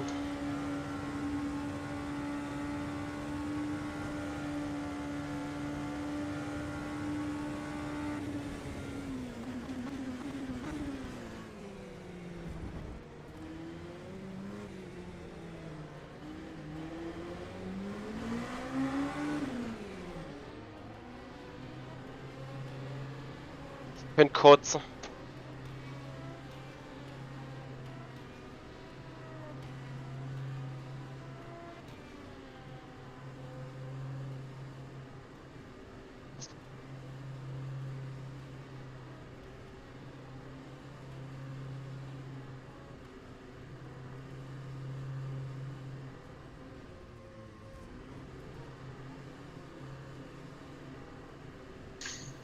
Okay, well your pace is still good, so and you still got a stint to go, so keep on it, and let's just see where we're gonna go.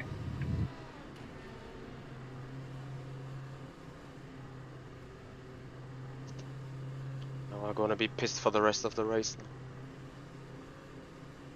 I mean, it's starting to rain at some point, but still.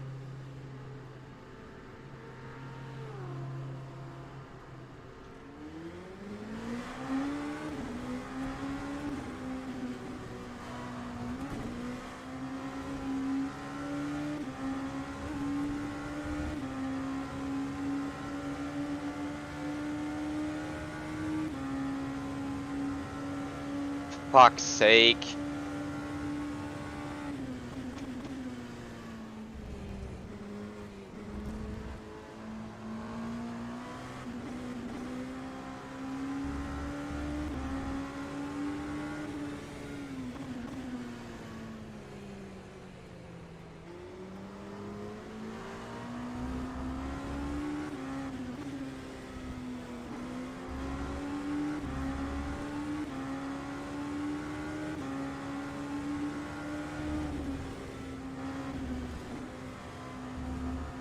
We're doing this a million times a year.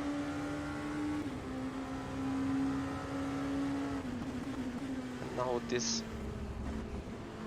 Sorry, Mitch, you just focus on the driving for now. You can't change the past, but you can change how you're going to drive now.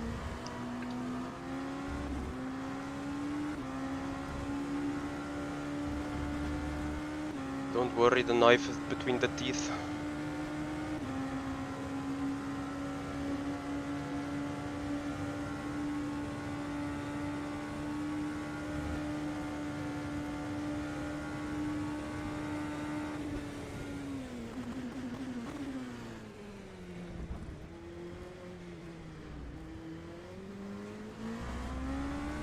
Yeah, as soon as it rains, everything can happen anyway. So wait, that should start soon. It should, but... I have my game turned on the main menu, so it should be pretty quick.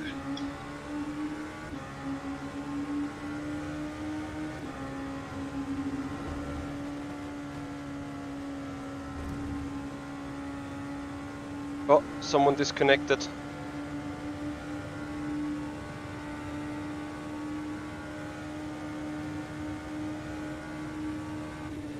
I sped in the pit, guys, like by 4 or 5 kph. 0 gain, maximum pain.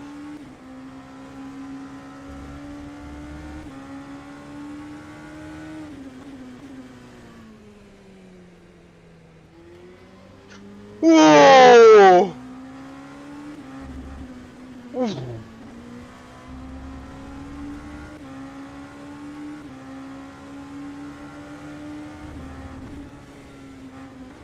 Oh god. Got the cut. Copy. Did you see?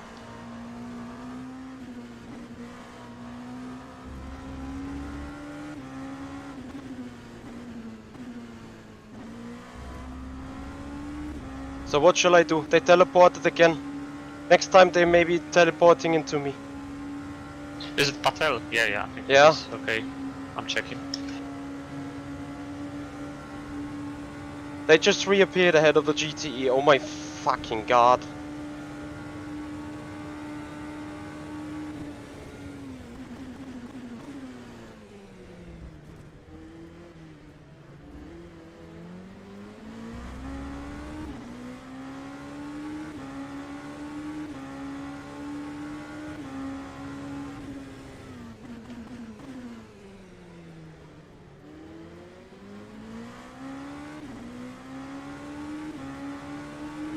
Don't we disappear for them as well? Depends on the situation.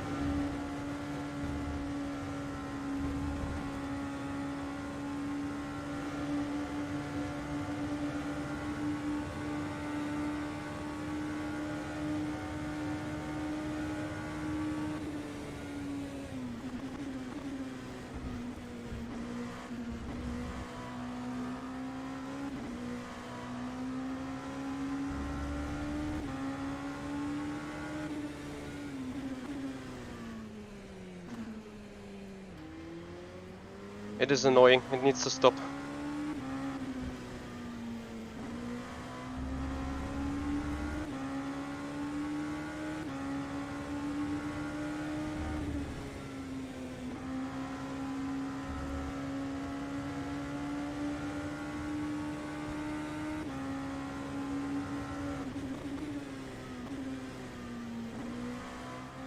Oh dear.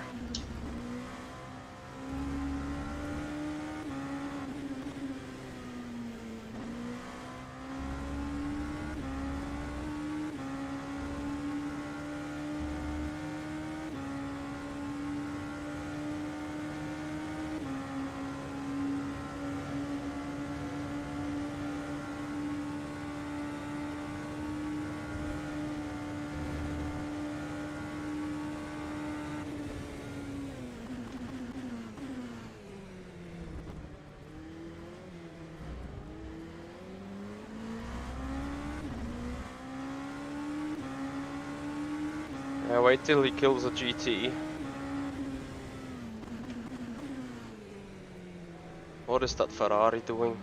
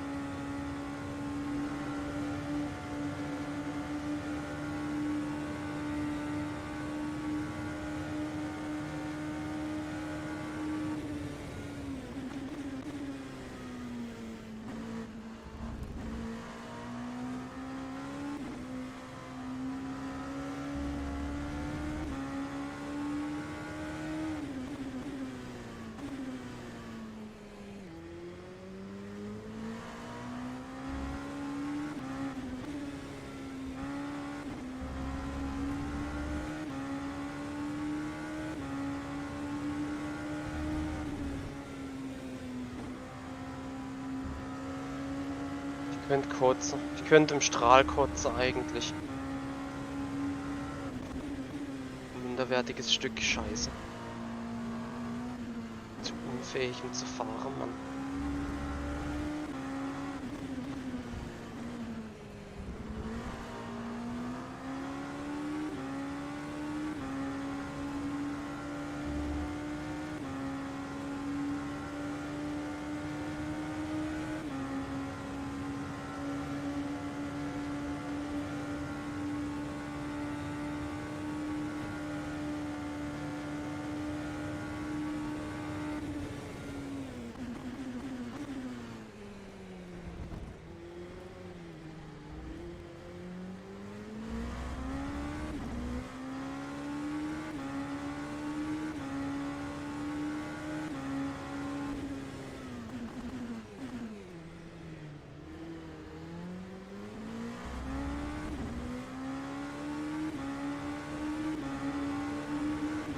Is that a triple to the end for you? It will be 3 stints, yeah. There will be raining for 90%, so it doesn't matter.